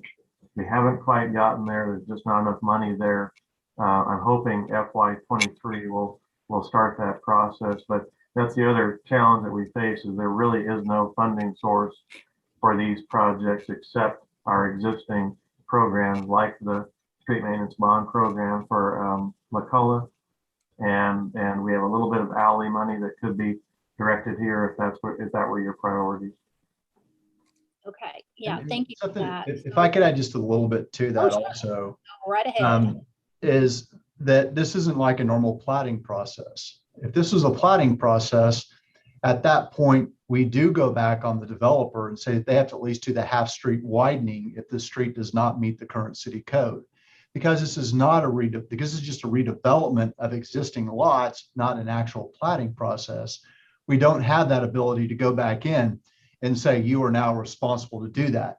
And you see that on a lot of our projects around town where we get that done, or they pay deferral for us to come back, but they're paying their part for us to include in a bigger project later. So that makes this area a lot harder to deal with also, that we don't have that. So we do fall back to the TIF idea that Sean just shared, and we have had some of the developers in the Center City Form-Based Code, especially along Apache, who did want to do the entire frontage of their property. They have done the parallel parking, they have actually constructed it, but that is not necessarily the normal, tendency of what we see here. We did try to work with several of these developers during design to try to get them to help improve these alleyways. We know it seems like the first one done is always in the middle. They're never at the end where we can start building onto it. They're always in the middle, and we go, why should I build this and it not be done on the either side? So it's certainly been a challenge, but we're hoping that through the TIF and through taking projects like these, we can start making some improvements in the area. Okay, well, I appreciate all that. And, you know, this has been a long running conversation with both of you. So I appreciate just bringing us up to speed. So let's just start with the McCullough Street, the 377-250. Is covered by the maintenance bond? Is that the one? That street is in the 2022. It is the reconstruction project. Okay, so we have a funding source for that one. Yes. Yes. Okay. As depicted in the preliminary designs that we just saw. We think so. Again, the numbers are close enough that we can start to match this design. Again, these are preliminary and there'll be more detail as we work through the actual design process. But yes, and the other good news is that is in our second year, FY20, our first year, beg your pardon, FY22, first year of the new bond program. So we're prepared to begin that project in the next fiscal year. Okay, so that one is scheduled for 2022 no matter what. Right. Okay, so then we have 4 pieces of the pie left. So you said that there might be some funding for alleys that might be. We have, again, the council has allocated or appropriated $100,000 a year for an alley program. This has existed for, gosh, probably 20 years. It was really, I think it was intended in the early years to go into the more commercial retail areas of the downtown where there was lots of traffic, deliveries, utilities, trash trucks, and that sort of thing. I don't believe it was ever intended for the residential lower volume areas, nor was it intended, nor was Center City even in the plans at that time. So that would be one source of funding that council could begin to direct staff to take that $100,000 a year and put it into projects like these. Okay. So we talked about the TIF a little bit, and I just wanted to say for anybody who's listening that the Center City TIF is an ad valorem TIF, not a sales tax TIF. So, you know, we have kind of a love-hate relationship with the word TIF in our community, but as the Center City TIF is actually built and modeled and taking into consideration some of the fixes that we recognized from other things that we've done in the past. And so for me personally, the Center City TIF is actually set up in a very positive way. And it is, we have a policy guide that was developed along with the TIF language, and it specifically focuses on infrastructure and all of those things that the stormwater, streetscaping, you know, reconstructing streets, that's all part of the public realm and what the whole idea of the Center City TIF is for. So we've got that in our favor. It's just how and when can we tap into that. So the McCullough Alley and the Eddington alleys, to me, are probably pretty high priority. McCullough especially, because it's not even paved. I don't think any portion of it is paved, but correct me if I'm wrong. Okay. So that one would be something that I would definitely put at the top of the list. And I don't understand, you'll have to help me there. You know, how important is it to do this? So we have 5 different pieces. How important is it to do all of these pieces at one time, or is there a possibility of phasing? Like what if, what would be the minuses of just doing McCullough, the alley, and we're going to do McCullough Street. We've got that covered, and Sure, not yeah. doing the rest of it while we're at it. What's Great the question, Councilor. Not a lot, really. There certainly is an economy of scale, naturally. If we can combine more work, then we tend to get better bids and more bids, more numbers of bids, better bids, and that sort of thing. But in my mind, if we were to do a street, a McCullough Street and a McCullough Alley, that would be a fairly good sized project for most of our contractors that bid on these projects. And that would be a scope of work that would be pretty manageable, I think, for Carrie and Scott and the team to put together. So that would actually make a lot of sense. And I will point out too on that, for drainage purposes, to make sure that we're looking at and repairing the drainage issues in each of these appropriately. We really looked at where the divide is, and just north of McCullough on that east side, it splits. And some goes back to the north, and the rest that's from McCullough and the alley to the south of McCullough go to the south to Boyd.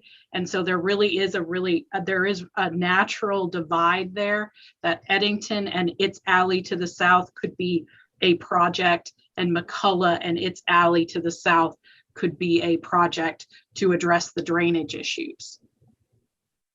Okay, so that would not be an adverse outcome if we looked at dividing it up, as far as you're concerned, Dr. Evenson, with the stormwater piece.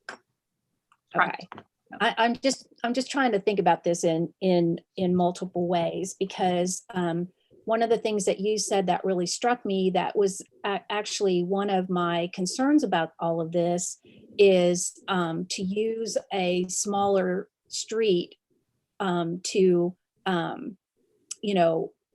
I love the idea of using pervious surfaces. We've talked about that a lot, and I'm glad we're at a place where we're considering doing those kinds of things, most especially in Center City and Core Norman, because I think that's just a big plus. But my problem is we're using little side streets, and I think I understand better, it's part of a bigger picture that you're trying to solve, but we want to sink a pretty significant amount of money in Eddington and McCullough that no one is going to use except the residents who live there. So the whole idea of Center City and developing the infrastructure and the public realm in Center City is to be connecting Campus Corner to Main Street. And we're going to invest in rain gardens, tree wells, and all these other great things that the public will not be enjoying. So that's kind of where I'm hung up, because I mean, in my perfect world, I want all of Center City to look like this, maybe the week after next, so that would be wonderful. And I know that's what our end goal is, but that's really kind of where I'm hung up right now, is that we're creating, all of these improvements that literally is a very small percentage of the people in this neighborhood. And it's really intended only for the people in the neighborhood.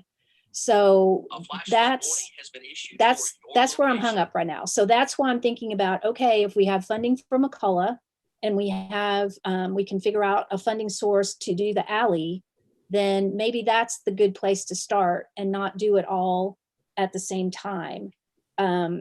Because I'm sorry, got to say it out loud. We want tree-lined streets. Those were tree-lined streets. And all the trees got chopped down for new development.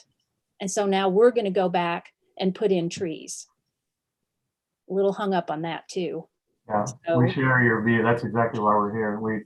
And plus, the other part of that, Councilmember, there is no funding for the other streets right now. I have nothing to offer you there. So yeah.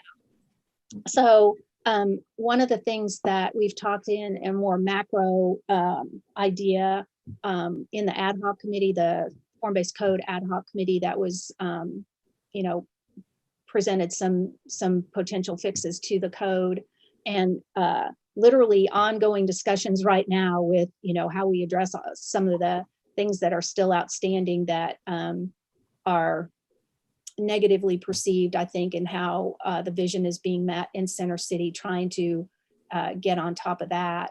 You know, the TIF money is certainly something that we're excited about looking at in the future. And I am committed that it be spent on public infrastructure as it's intended. And one of the things that we've talked about actually is this very kind of thing of doing a demonstration street of, you know, the whole block with the infill and developing the streetscape. So, you know, there's something to be said for using a very small length of street and seeing how we can proceed there and then maybe go forward with the rest of it. I was not familiar that any of this was going on. And so I'm delighted that we're having these conversations and that we've got these kind of, you know, designs that we get to look at right now. And I also wanted to ask if, you know, we had the Johnson and Associates study block by block. So did you all, was that part of the conversation here of, you know, what they came up with these blocks? It's a starting point. You know, the Johnson Associates study is a very heavy overview and kind of a unit price approach to costing out the public infrastructure. It's a good starting point, and it gave us that target amount that we need to shoot for in the TIF funding. But every one of those projects is going to take the next level of design and detail to get down to what we really want to do. I'll mention too, because you made a comment that you described the TIF thought process perfectly. The downside to an ad valorem TIF, of course, is it takes much longer to generate those funds. That's why other TIF districts have used sales tax, and particularly retail-rich TIF districts have used sales tax. So, and council knew that. We all knew that when that was adopted. Yeah. But that's something that I don't know that all of our builders and developers and residents understand. They want it now. Yeah. And so do we. We do too. Yeah. Anyway, that's just part of what we signed up for here. Yeah. Well, I don't want to just dominate the conversation here, so I want to let my other council members or any other staff that want to, you know, weigh in. But those, just off the top of my head, since this is actually the first time I've been aware that we were this deep in a design like this, those were just the things that I've been thinking about today. And so you know, personally, I'm interested in if we can break it up and maybe concentrating on McCullough if we really want to use it as a demonstration, as long as it doesn't, you know, upset kind of the big picture of what you're trying to accomplish with stormwater. So I don't want it to be misinterpreted as, I mean, Center City infrastructure is critically important and has to be addressed. And I want to address it any way we can, wherever our starting point is. But the fact that we're talking about two tiny little streets that no one else is going to enjoy just really kind of got my attention. So the question, council member, that I have is then there is a drainage issue on this street, and that's what initially started this project.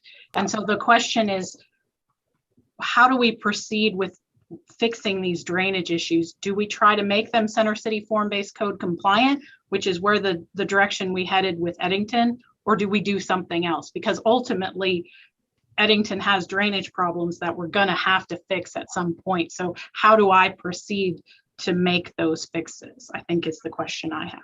So what I know you've mentioned a couple of times that you want to do, you know, according to Center City form-based code where possible. So what are the issues that you're having with complying?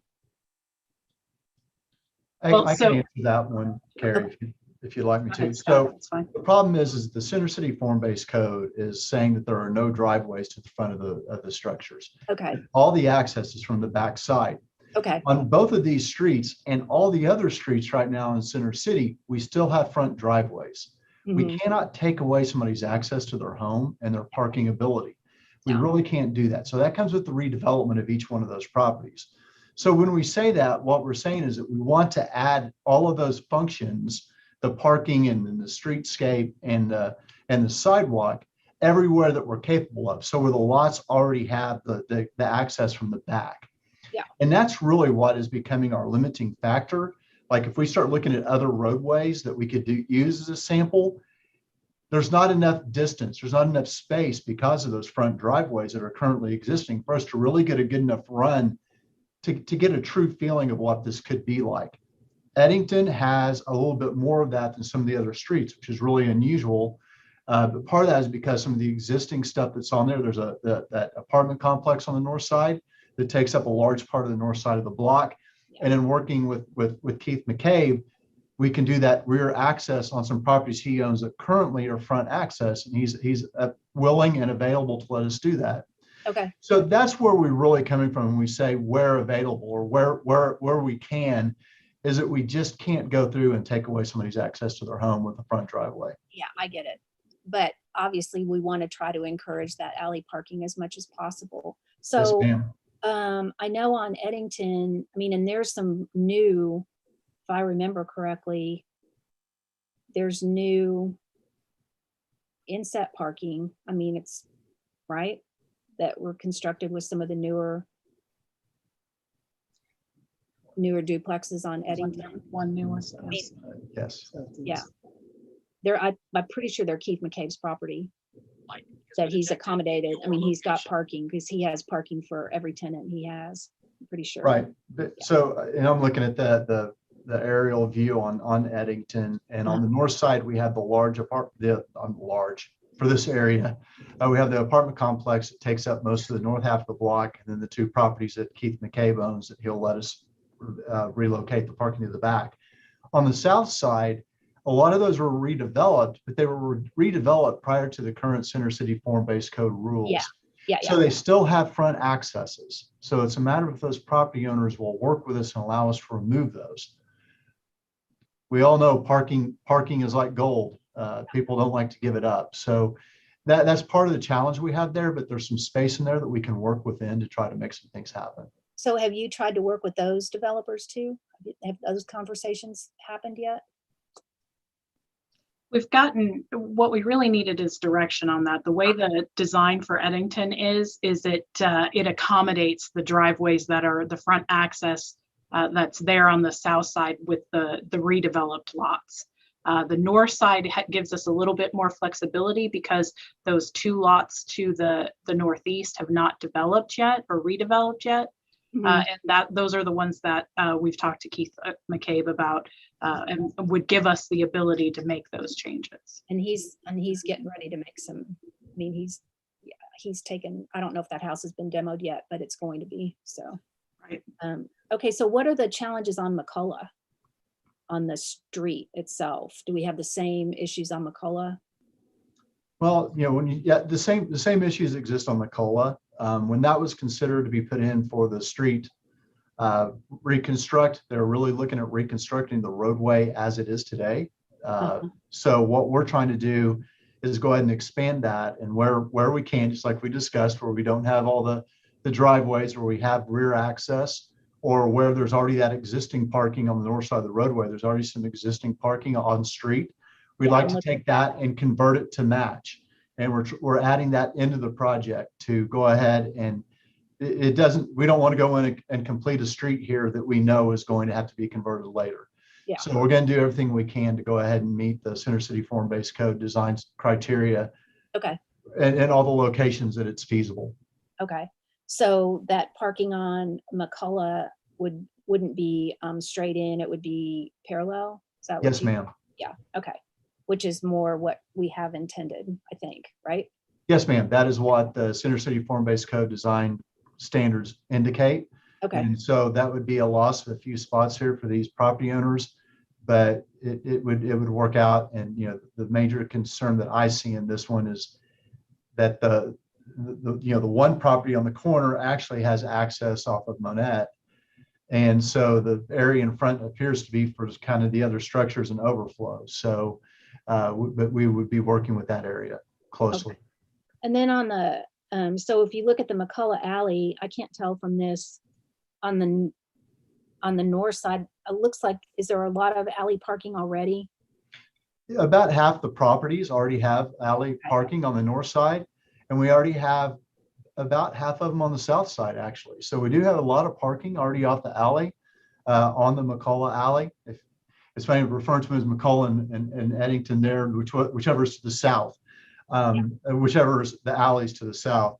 But, so we do have a lot of that already accessed there. And as I said earlier, when we were looking at these and these applications were coming through, we were really concerned about this alley because of the additional traffic that would be putting on it. And, of course, that's already where the trash pickup is coming from also. Mm-hmm. Okay. I'm going to be quiet in case anybody else wants to. It's pouring, so you all need to get to go home. Yeah, there definitely was a weather issue, so we do need to wrap this up pretty quickly. My thoughts on it are that stormwater definitely to make sure that's addressed. I mean, regardless of what street it's on in Center City, the stormwater issue, I think, really does have to be addressed no matter what. And I really do appreciate the work that's gone into this. It looks really good. I think it does meet what we're expecting with Center City with each of these streets. And I wouldn't want to not do it how I do it and then have to come back and put it up and do it again at another date because we, wanted to save right now. So I wouldn't want to do that. I do want to make sure whatever we do, we're doing it to the standard that Center City prescribes on every street. And I do like the idea of connecting those alleyways because people really do use them anyway to drive through. And if you got a truck with 4-wheel drive, I guess you can get through parts of it. So I would like to, make that official. I think that'd be as far as access to that whole kind of neighborhood right there, having the alleyways connect. Better for our sanitation trucks, fire trucks, if they need to get down there, those type of things. And I absolutely agree that the Center City TIF, the purpose of it was for infrastructure improvements to support the increased density and development that we were expecting to see. And it was not really meant to incentivize businesses or certain construction, even though we've been talking about how to maybe incentivize certain types of construction that we'd like to see. The basis of it really was around infrastructure in the streets and the sidewalks and the alleyways and the drainage stuff, so that the area could support all this new stuff we hope to get. So I don't know. I would be okay with Councilor Hall's idea of maybe doing one or two, but I also agree with Carrie about the drainage issue still is a problem on Eddington and in the alleyways, so we've got to do something back there. So I support going forward with whatever we need to do to address that, at least that base problem with stormwater, and would welcome any conversation from the rest of council and whatnot on any other ideas. I don't know if is that good enough direction from my end, Carrie?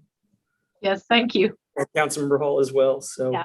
Is there anything else I need to clarify? I mean, I think we're all headed in the right direction here. It's just how are we going to pay for it? Yeah. What else is new? I was going to say that that's always the question. I think we do need to to figure out what we're going to do as far as like a recoupment or because I agree with staff. I don't really want individual ones constructing a piece of the alleyway at a time. But I do think they should be responsible for some part of it through a fee in lieu of, a contribution towards improvements that we will make as a city at some point. But that is definitely the direction I'd like for the council to have a discussion about going forward with Center City is that there should be some sort of recoupment because we are redeveloping, but we're building bigger structures. We are prescribing that the alleyways be used more heavily than they were built for originally and things like that. So yeah, I'm definitely on board with what we've seen and continuing this discussion. Anybody else? Council members, committee members? Oh, everybody get home safely.